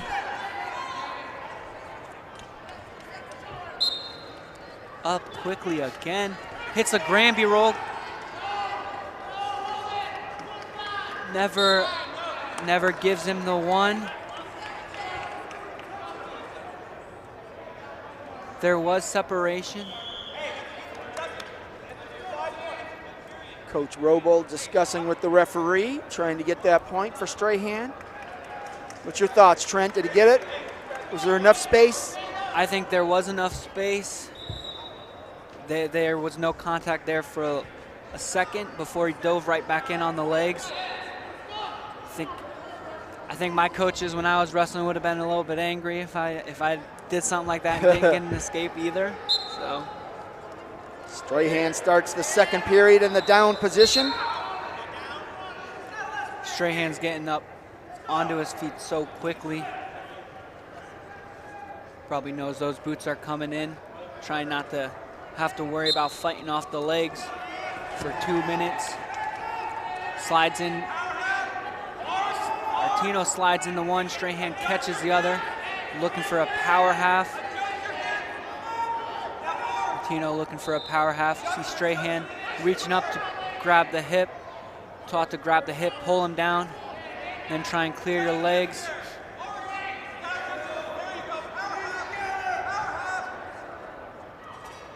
Minute and a half left here in the second period.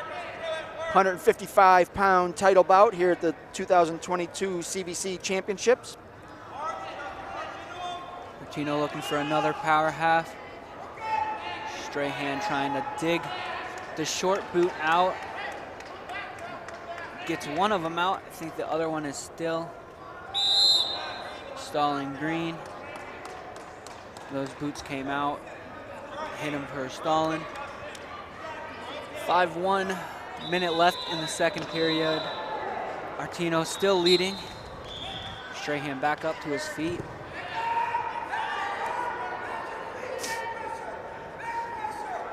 Eventually those return to the mats are going to get harder and harder as your body starts to fatigue.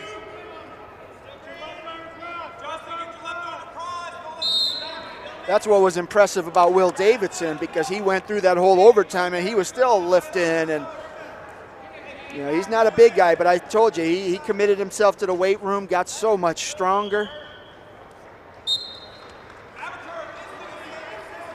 Strahan up again. Martino with the return to the mat.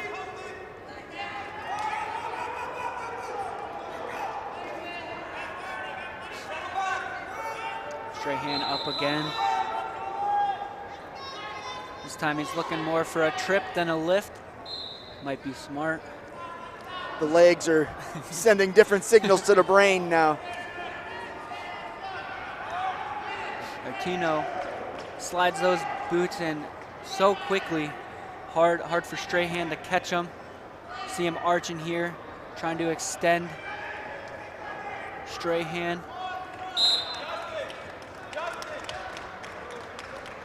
5-1. 5-1. We see Martino's coaches were telling him go neutral, and he's not. No, he wants to go down. Strahan decides gonna make him go on his feet anyway. Gives him that 1 point. 6-1 Martino. Strahan had a sudden victory win over JP Halifka from Hawken in the semifinals. So you know there's a little bit of extra fatigue on his part, just going those extra periods. But I think at this point in the season, fatigue isn't a factor for most of these guys. They're well conditioned.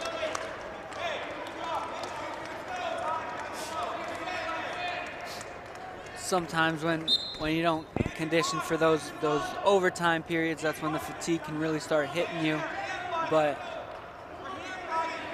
most coaches know someone's going to have to do that, so it makes everybody condition a little bit. That's why when I was coaching, you know, if we were doing 25 jumping jacks, I always made them do 26.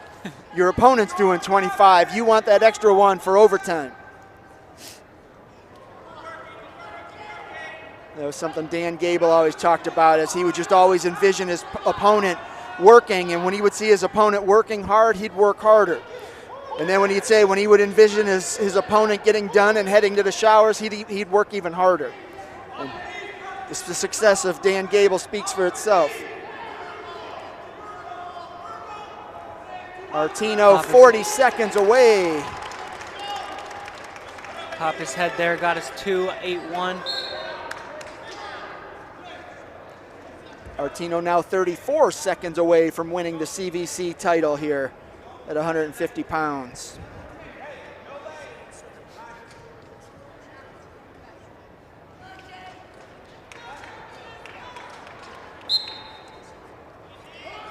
Still third period able to lift Strahan up and return to the mat. Martino might be a little bit high here. Good arch there to make sure he didn't get sucked under like we saw earlier. Power half. 10 seconds away from crowning Justin Martino, the 150-pound champion of the Chagrin Valley Conference.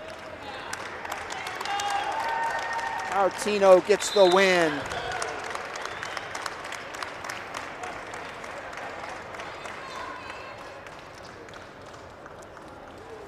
Now we've got to head to 157 pounds.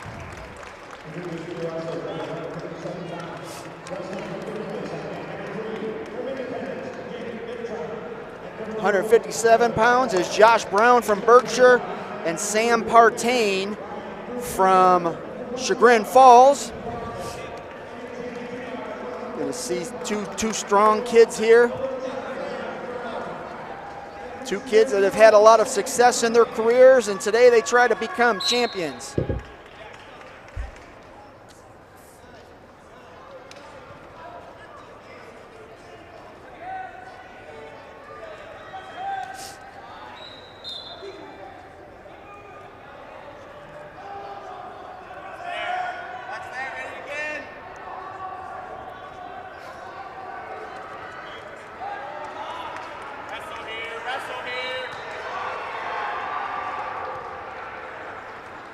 Nice little crotch lift, single leg, Partain.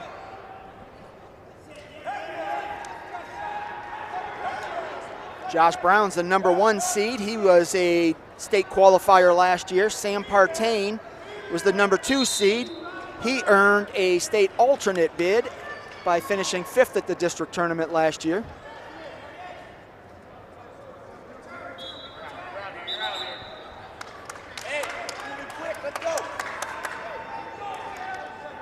One minute left in the opening period at 157 pounds.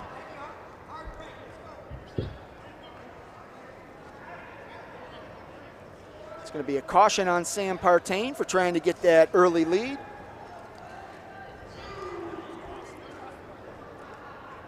Got to be quick, but not that quick. Work up now. Let's use something here. Work up now. Partain working to keep Brown's hips flat. Looks like he's looking to roll a wrist. These are the 2022 CVC Wrestling Championships here at the Independence Fieldhouse, live on CVC TV, which is presented to you by Ohio Center for Oral, Facial, and Implant Surgery. Visit the CVC website to learn more about our presenting sponsor. Dr. Don Lewis, the commissioner of the CVC, is a partner in the Ohio Center for Oral, Facial, and Implant Surgery.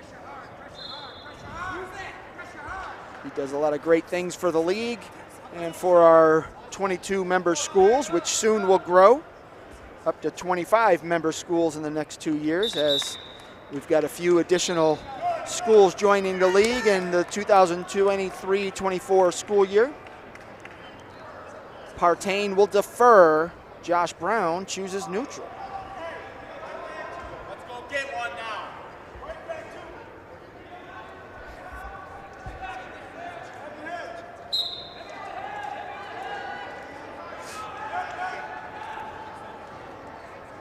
Partain leads 2-0. That first period takedown. Partain looks like he's looking to get a front headlock here. Front headlock leg sweep. Josh Brown working to get back out in front. Double leg shot. And we see both these guys out front. Tied up. 1:24 left in the second period here at 1:57.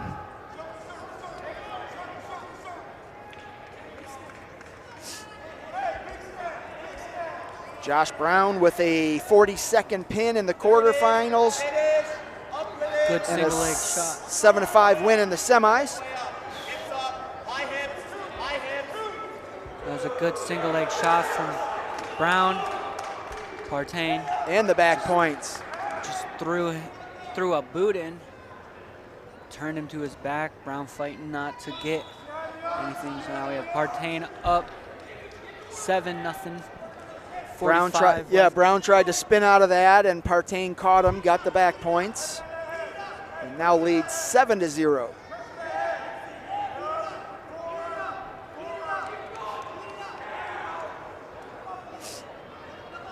.30 seconds left here in the second. Sam Partain, the senior from Chagrin Falls, he pinned his way to the semis, where he beat Ethan Bartlett from West Jaga 6-0.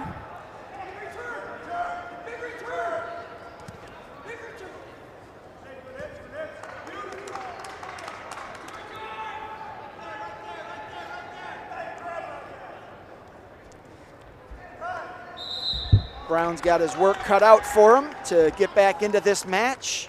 It looks like they're talking about giving Brown one escape point there at the very end of the period.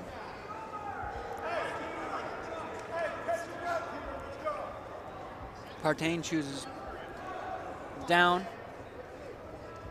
Brown's got 6 points to try and.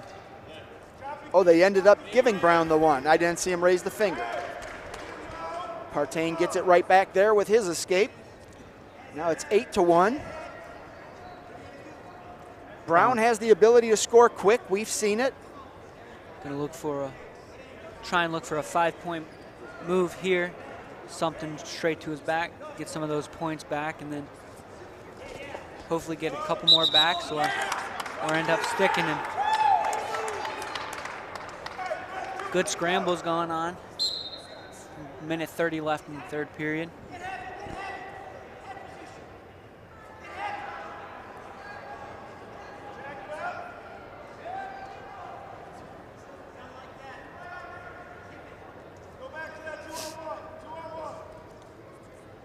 Time running out on Brown. He's going to find himself under a minute, and he's going to need a whole bunch of points here to get back into the match. As you hit that minute mark, now you have to get a little bit, got to take a little more gamble.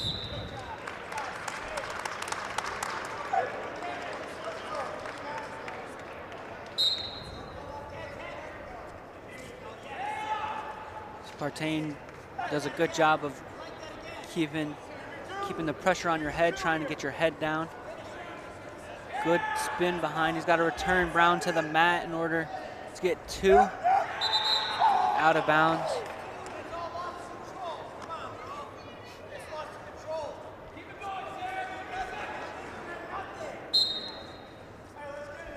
See Chagrin falls coach 1 and 2. 2 there.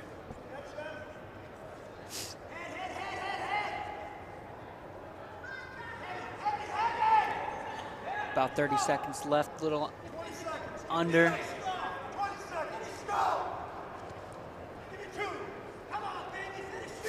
Josh Brown with double leg. Head in the middle. It's gonna be hard to score here. 4 seconds left. Partain on his way to winning the 157-pound title. Brown gives it one last shot. Partain holds him off and is going to win this one 8-1. And we are going to move into 165 pounds.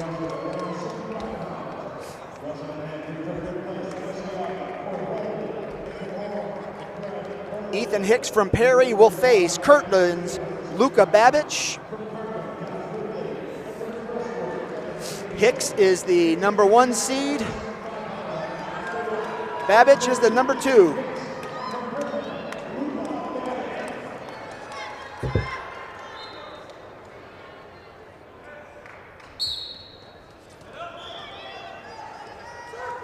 Hicks with a quick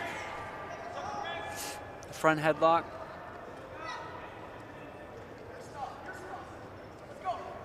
Nothing comes from it.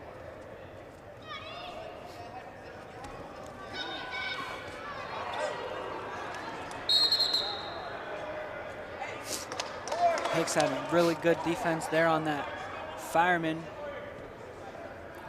from Babic.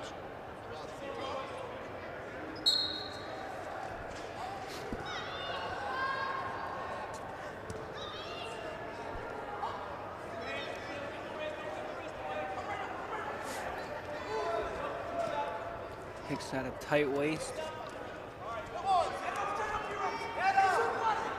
Neutral now. Hicks came in 18-5, while Babic was 22-5. Had a couple more wins for each, getting to the championship round here.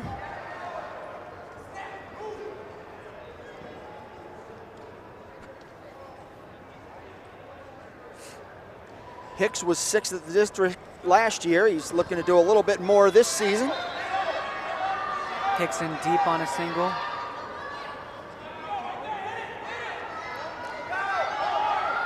Babbage with the power half, trying to force Hicks over. Got to keep circling. Get a stalemate.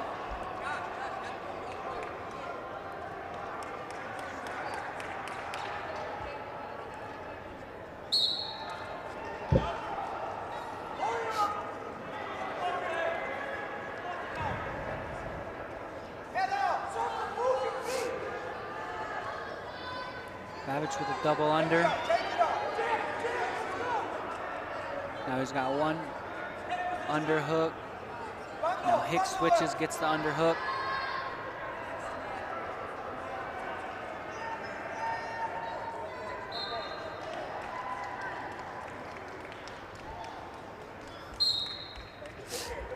First period ends. Hicks in the lead, 2-1. Babbage, I think, controlled the latter half of that first period where Hicks scored early.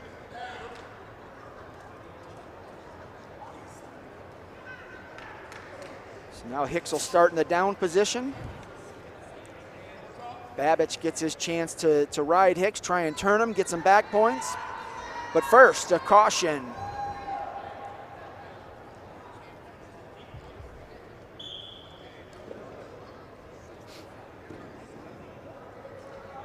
Got to get that hand lined up correctly on the elbow.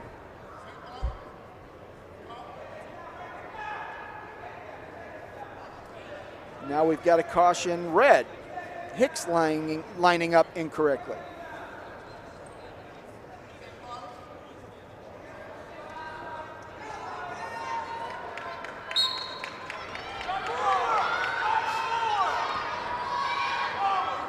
Hicks working on the hands.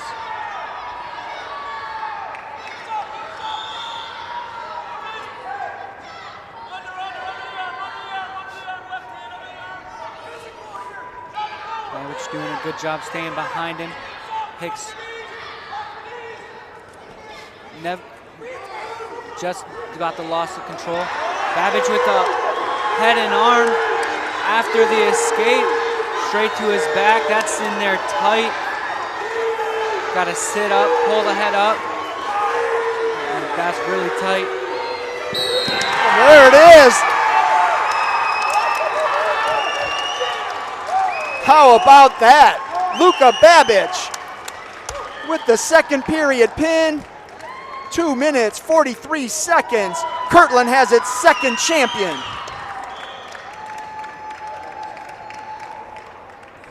Wow. Just like that, you thought Hicks had the momentum with the escape, and then boom, Luka Babbage.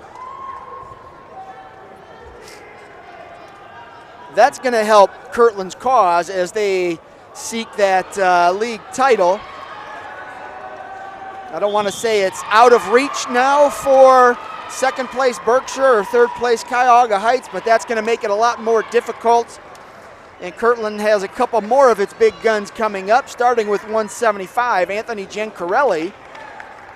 He'll wrestle Luke Torgerson from Cuyahoga Heights.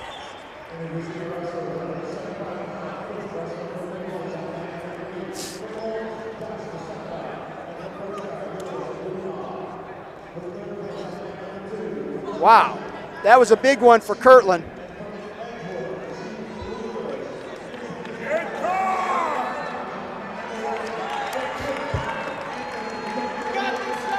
Here we go, 175 pounds. Torgerson versus Giancarelli, we're underway. Giancarelli in the blue singlet, Torgerson in the red and gray.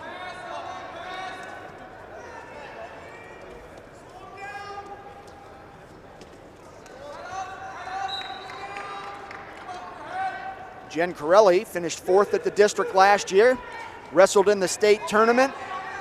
He comes in with a 21-1 record in this tournament. Luke Torgerson was 17-2 at the start of the event. Giancarelli is really aggressive here.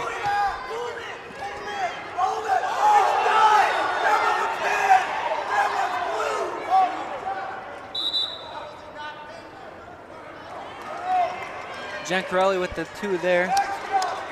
Kirtland wanted a little bit more, but they'll settle for 2 right now.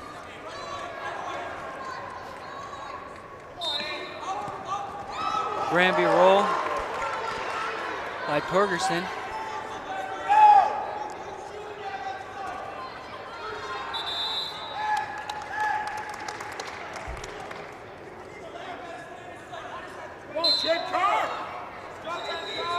Boy, you see the big fellas, the intensity is amped up a little bit more. The little guys were intense too, but you just see it when the big fellas are bumping heads and knocking shoulders.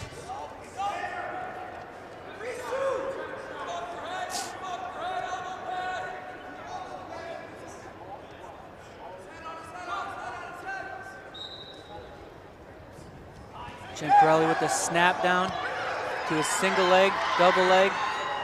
Gets 2 points there.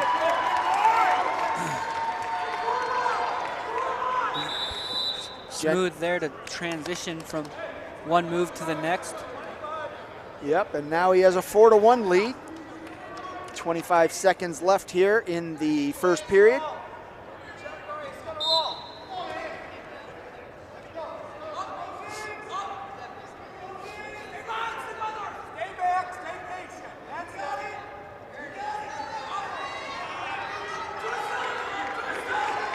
Torgerson looking for that escape point.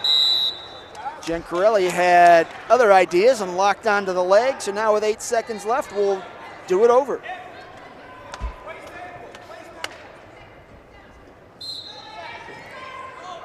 Torgerson trying that Granby roll out again. Giancarelli's ready for it this time though.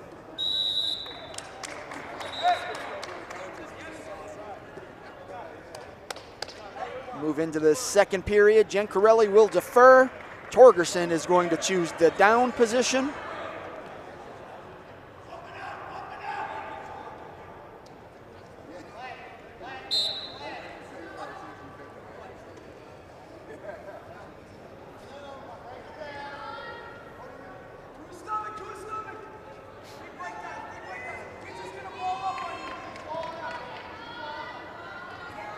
Giancarelli riding well for a bigger guy. You don't often see that. A lot of the bigger guys will just kick you and you know, wrestle you on your feet.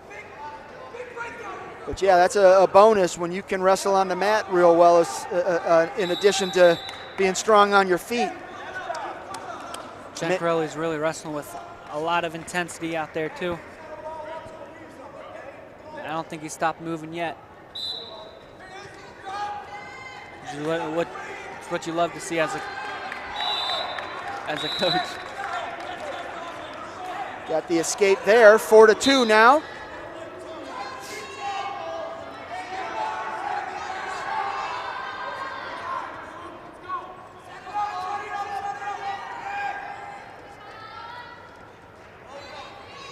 Hand fighting, working on positioning.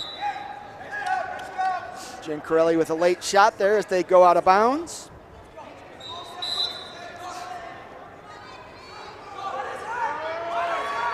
Takes that shot in the middle of the mat. Higher chance to get a takedown there. Giancarelli's really pushing the pace here. Front headlock.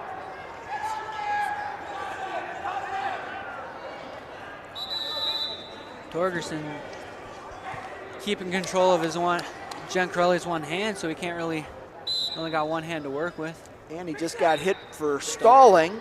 And that's Giancarelli, pushing and forcing Torgerson back. Torgerson's got to spin and work side to side there.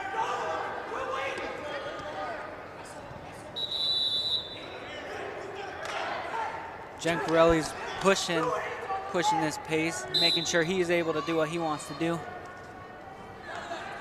It's kind of making Torgerson react to what he's doing more so than Torgerson being able to do what he might want to do. Right. Well, that's what the elite wrestlers do. They control the match. Giancarelli in on a single leg. Boy, that was close. They're going to confer. I think it's 2, but I don't think they're. And they did award it. I was going to say I wasn't sure they were going to award it, but good call. I was keeping one eye on the clock, one eye on the mat. I thought it was 2 as well. So, good call there by the refs. Definitely, yeah. That's why they have 2. So here we go, third period now. Giancarelli adds to his lead. It's now 7-2. So he want to try and score a couple more points, get that major decision for his team, for the team points. Torgerson had a leg. Giancarelli crossface. Looks like he gets the 2 there. 9-2. Giancarelli. About a minute 30 left in the third period.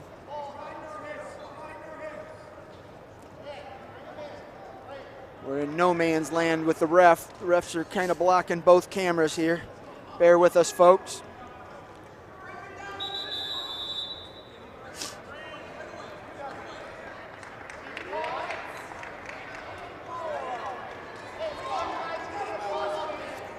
Give Giancarelli a stalling warning there, so he wasn't trying to work to break him down.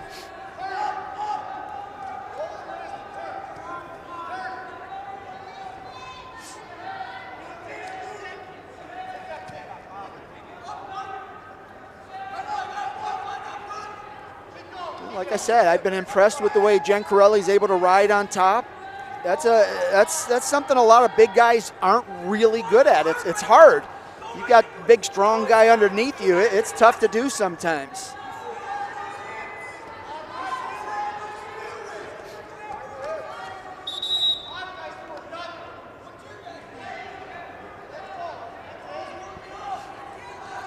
.37 left in the third period.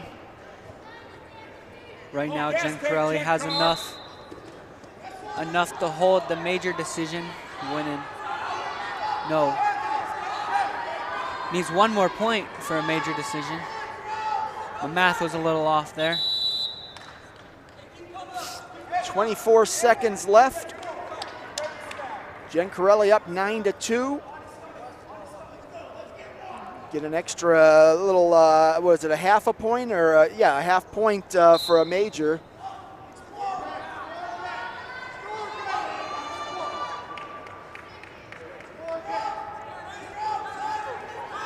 Give him that 1, try and get the takedown.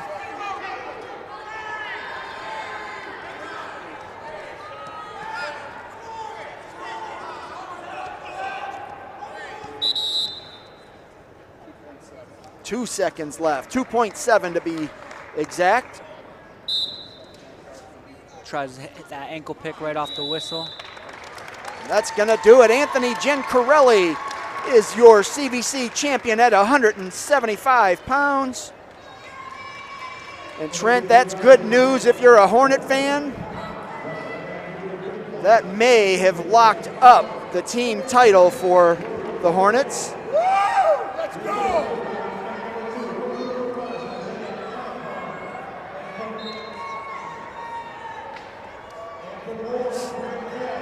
This one is going to be a doozy. Berkshire's Lucas Stoddard versus Brennan Brode, 2 returning state qualifiers.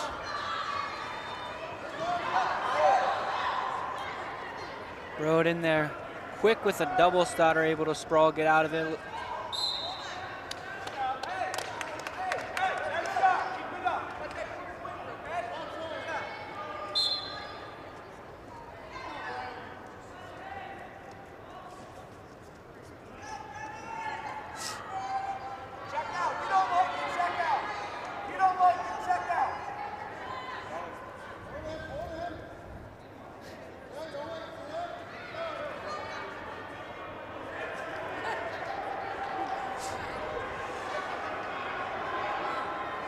Got a minute and 18 on the official scoreboard.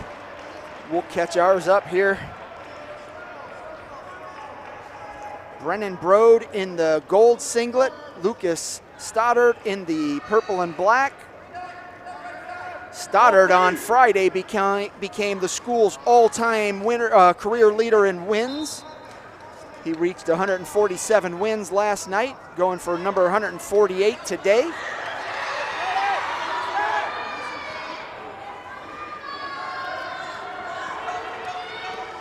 Stoddard in with the single leg. Looking to cradle him up there. Nice little trip, gets his 2 points. 30 seconds remaining.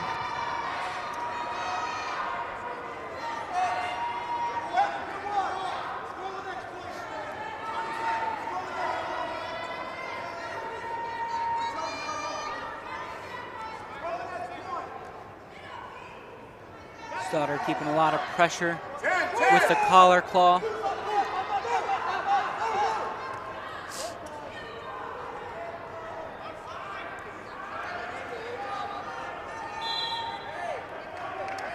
That'll do it for the first period here at 190 pounds.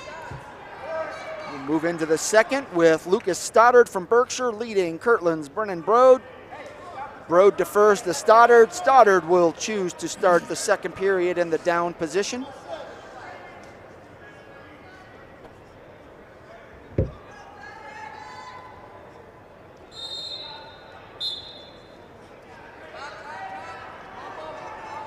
Broad throws in a boot. Stoddard's up to his feet, trying to hit a switch off the stand-up. Stoddard gets his one. 3-0 neutral. Starting on their feet with 1:45 left to go in the second.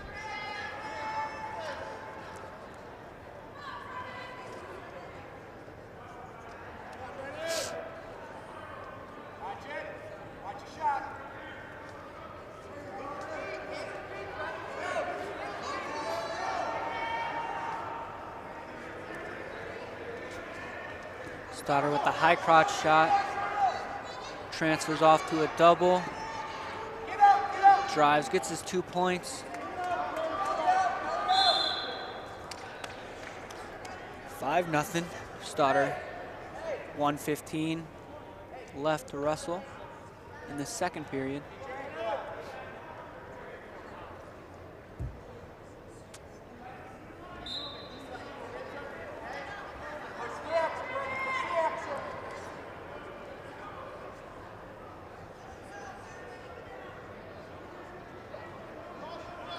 Stoddard is the number 1 seed. Broad is the number 2.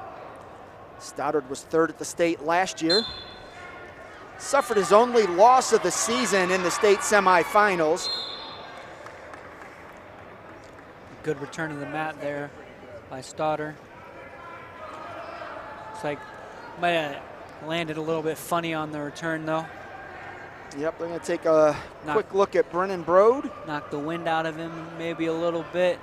Looks like he's grabbing his rib cage. As they do that, let's hear from our sponsor real quick. Ohio Center for Orofacial and Implant Surgery diagnoses and treats facial pain and injuries, and also offers a full range of dental implants and bone grafting procedures. Look no further than the Ohio Center for Orofacial and Implant Surgery for all of your oral surgery and cosmetic surgery needs. Please visit their website at www.ohsurgery.com. Welcome back.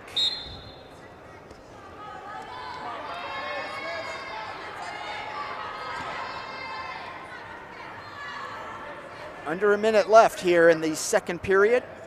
Stoddard with a half, looking to rake Broad across his body. Now he called it the funny leg in, hit the Merkle roll. 147 career wins for Lucas Stoddard. It's impressive.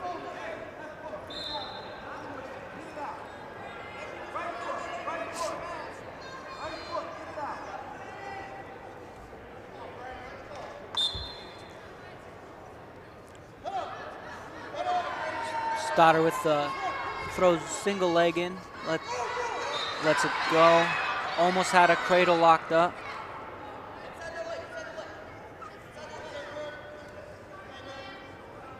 Looking for a crossface bundle. Stoddard with the return. Looking to step. Broad lets go of his ankle. He was looking to step that over his head.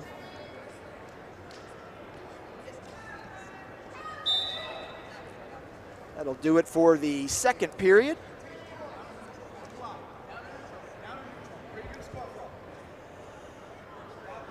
We will move to the third. Brennan Broad with the decision, and he will start in the down position. They call it an easy point, but when you're at this weight class and you got those bigger guys on you, you know, we're talking about Giancarelli's ability to ride. A lot of guys don't even try it. They just, and there's going to be a caution on Lucas Stoddard, trying to get that little head start. It's his second caution. One more, Broad will receive a point. Stoddard with the quick cradle.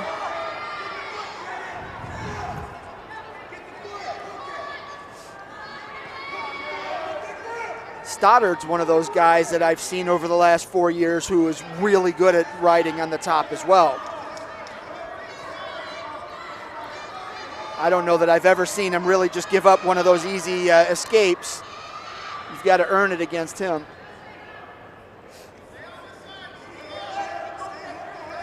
Broad is not letting Stoddard take him back with this cradle. Broad breaks the grip of Stoddard. Stoddard looking to cradle him again.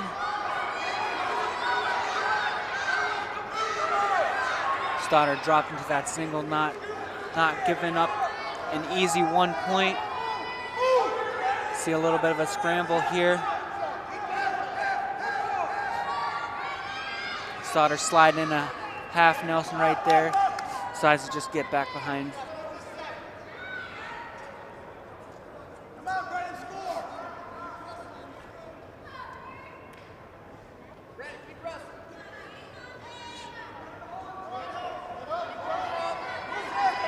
Looking for a near side cradle. Stays on the leg.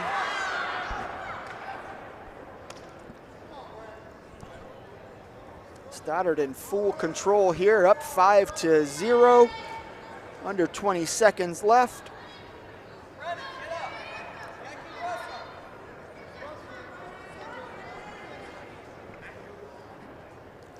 Looks like Berkshire is going to collect its first champion of the day. Lucas Stoddard is going to win this one 5-0. And he is your 190-pound CVC champion.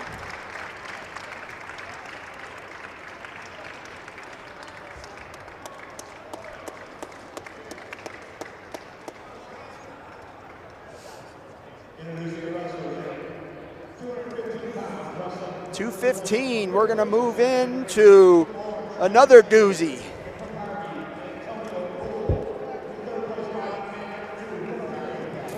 This is one of your guys from Cardinal.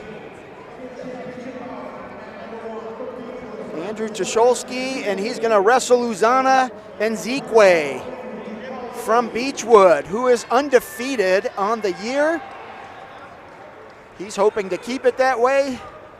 Tucholsky's thinking something different.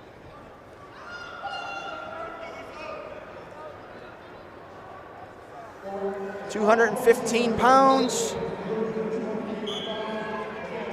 And we're underway.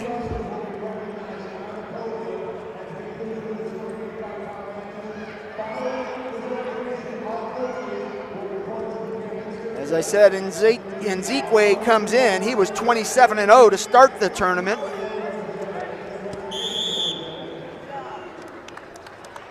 Tucholsky was 21-8.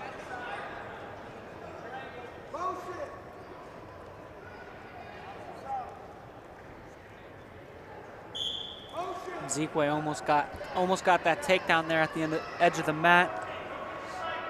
Gonna start back in the center.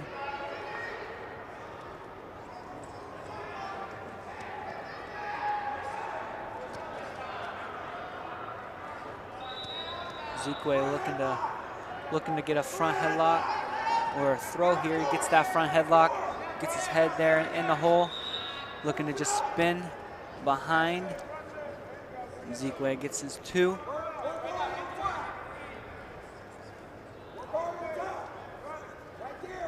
Uzana Ezekwe was named the CVC Athlete of the Week this week. Looking to cap off a pretty big week for himself by winning a conference title.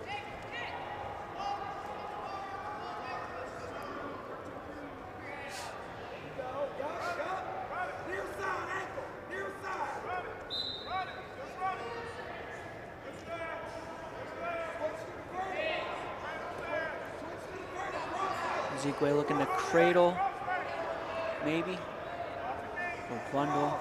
Tucholsky.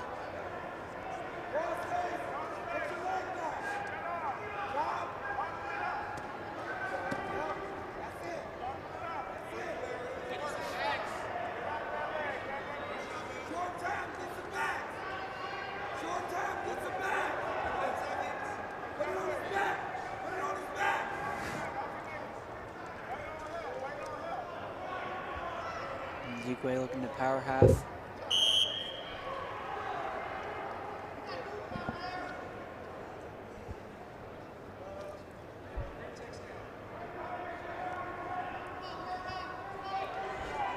Ezekwe opts to start the second period in the down position.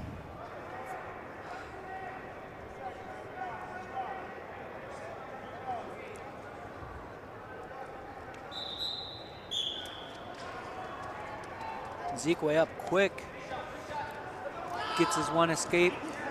The quick takedown by him there as well.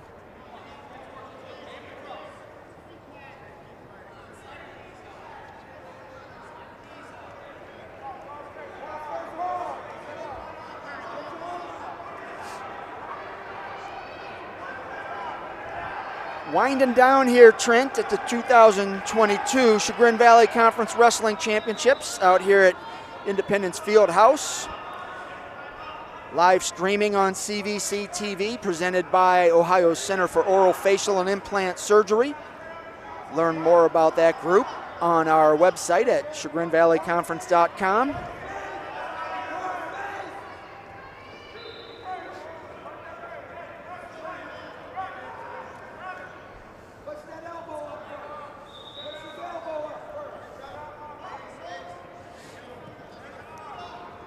Ezekwe really controlling the match here on top.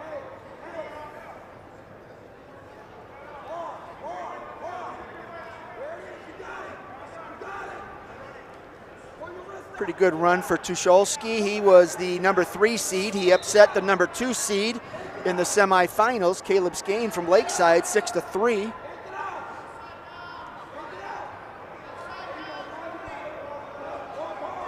Ezekwe with a armbar. Goes out of bounds there. 22 seconds left here in the second period. 215 pounds.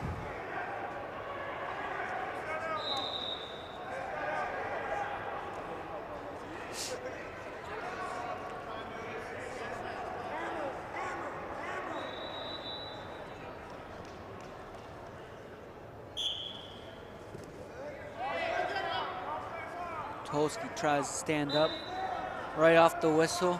And Ezekwe grabs his ankle there, doesn't let him get up, and they get that escape point.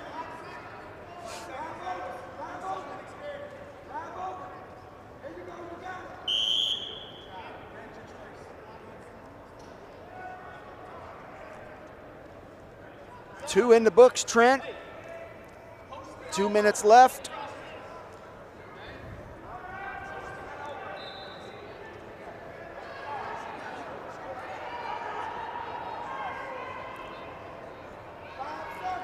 Well, Tucholsky's got to be a little bit aggressive here on the top early to try and get some back points. If not, we're going to have to look to kick him and try and score on his feet.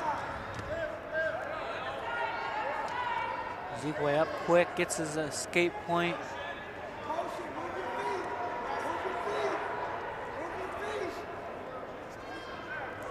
Tucholsky's got to look for a big move here. Oh. Not to look too far ahead, but I'm really looking forward to the heavyweight match. Nzikwe with a... And Nzikwe has been impressive. Double, yeah. Scoring at will.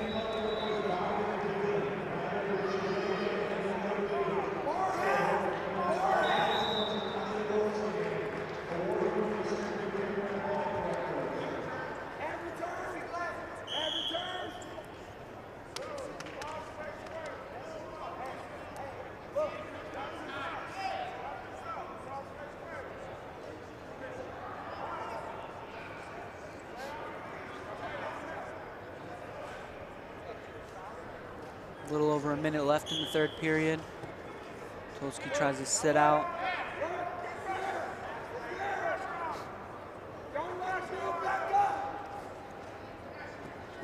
Nzikwe really good at keeping the pressure on the hips as he's on top.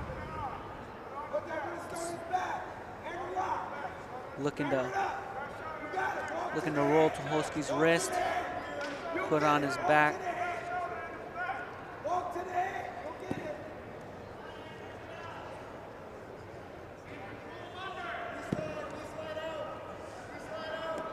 Tight waist, far ankle.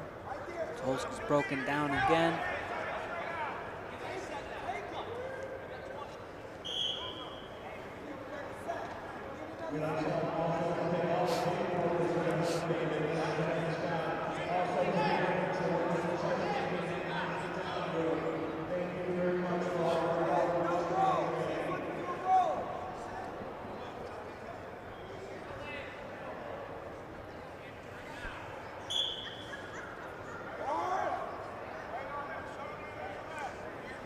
Final 15 seconds here at 215 pounds. Uzana Nzikwe well on his way to maintaining his undefeated season with a CVC title. And that will do it. Nzikwe is going to win it 8-0.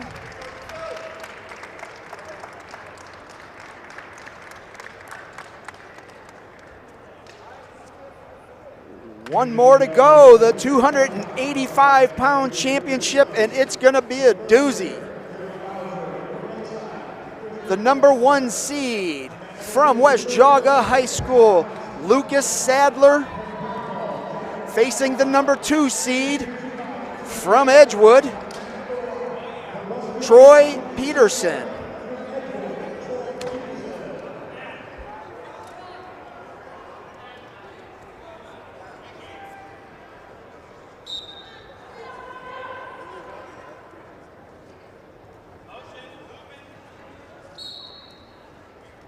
The big fellas, Trent. I'm sure in your practices, you guys used to have the ladder where you'd start out with the lightweights and whoever won kept going, and you get to the heavyweights and test your skills. Oh yeah, call that king of the mat. It was never really fun when you were one of the light guys and you made it up to the top. Yeah, no, I used to make it up to like 165, 170. But then you're just giving up too much weight. Yeah. Can't wrestle how you usually wrestle. Right.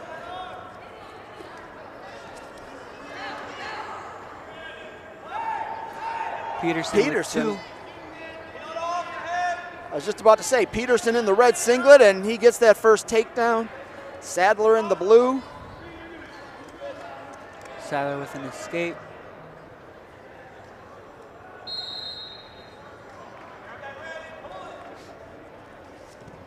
Nice double leg shot by Peterson. Out of bounds, doesn't get the 2. Still a great shot from him. 45 seconds left here in the opening period, 2-1. Troy Peterson with the lead. Sorry, I gave the wrong points. I'll get that corrected.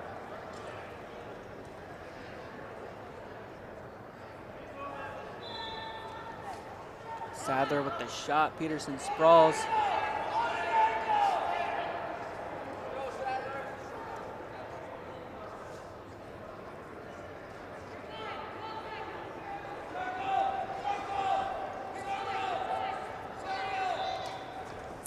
Sadler with another shot.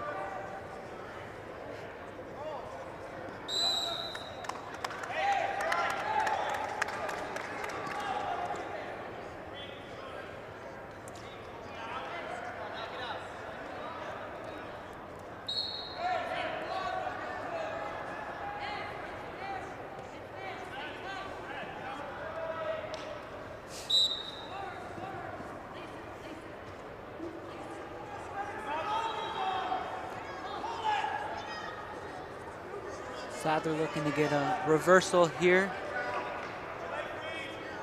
Peterson was looking at his coach for a little instruction. Sadler took advantage of it, gets his reversal too. So 3-2, now Sadler in the lead.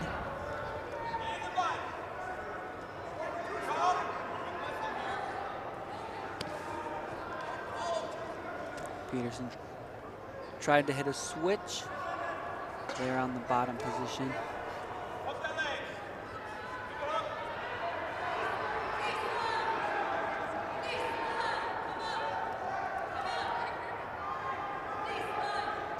Yeah, John Kampf talked in the pregame.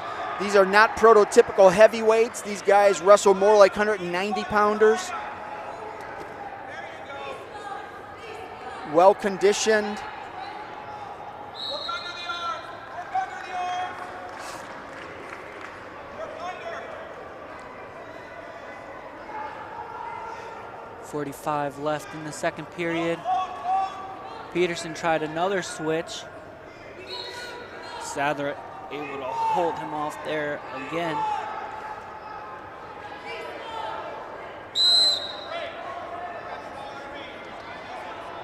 Stalling on Sadler. That's the call with 31 seconds left in the second.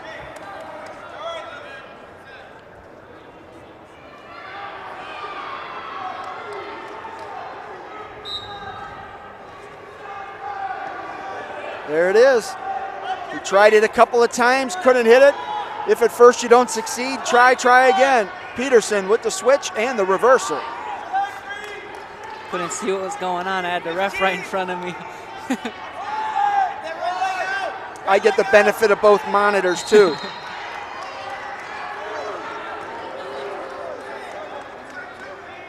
Sadler there with a reversal of his own.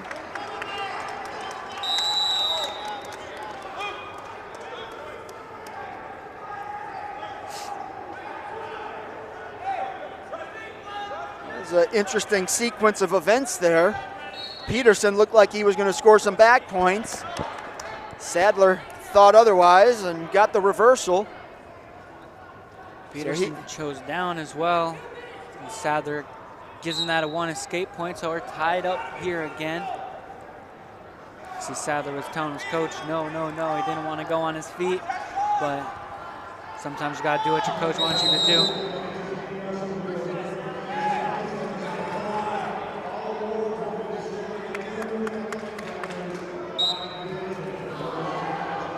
Nice quick shot off the whistle there by Peterson. Gets that 2 points.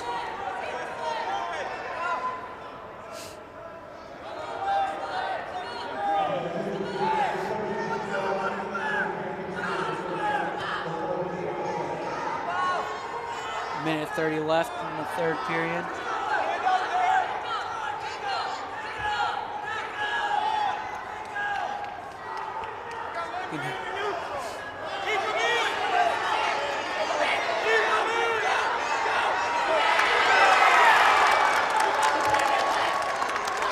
Sadler with the escape and the single leg takedown. Takes the lead 8-7 with a minute left to go in the third period. Match is coming down to the to the wire. It's just what we need. End the night with overtime. Or end the afternoon, I should say. You know what's nice about this is look at the crowd for a heavyweight. I've seen tournaments like this where they do the awards throughout. Yeah. And nobody watches the heavyweights. So this is great.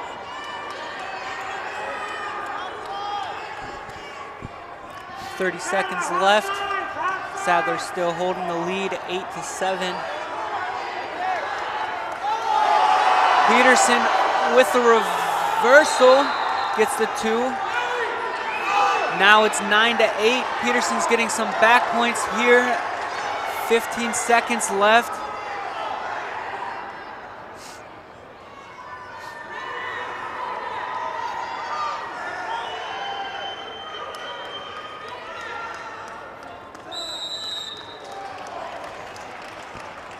Peterson gets the win, 12-8. Those two fellas are going to see each other again. They'll be in the same sectional, same district. Great match there, great event. How about that? Great match to finish the night off. The number 2 seed, Peterson, upsets the number 1. But like I said, those two will meet again. We are now headed into our award ceremony. I want to try and get some final standings to you if we can. They have not yet updated beyond 138. So until we get our team points, I don't know how it's going to shake out. Fairly certain to say that Perry won the Chagrin division and Kirtland won the Valley division. But we will have to give it a few minutes to see how it shakes out till we get our update. Folks, we're going to have a full recap along with team scores, final brackets and results, along with photos, some video highlights, and a recap of our live stream. We'll have that by tomorrow on the Chagrin Valley Conference website, www.chagrinvalleyconference.com. Want to give a big shout out to the presenting sponsor of CVC TV, Ohio Center for Oral, Facial, and Implant Surgery. For Trent Mast, I'm Steve Hare. Appreciate you tuning in. And one last time, we're going to give a shout out to our sponsors. And after that, we are out, folks. Thank you for tuning in. Best of luck to all these wrestlers as the postseason continues with the sectional tournament in a couple of weeks. And hopefully we'll see many of those wrestlers advance to district and on to Columbus. Congratulations to all of our champions and place winners and to our team champions. Once again, thank you for tuning in, and here's a shout out from our sponsor, Ohio Center for Oral, Facial, and Implant Surgery. Ohio Center for Oral, Facial, and Implant Surgery diagnoses and treats facial pain and injuries, and also offers a full range of dental implants and bone grafting procedures. Look no further than the Ohio Center for Oral, Facial, and Implant Surgery for all of your oral surgery and cosmetic surgery needs. Please visit their website at www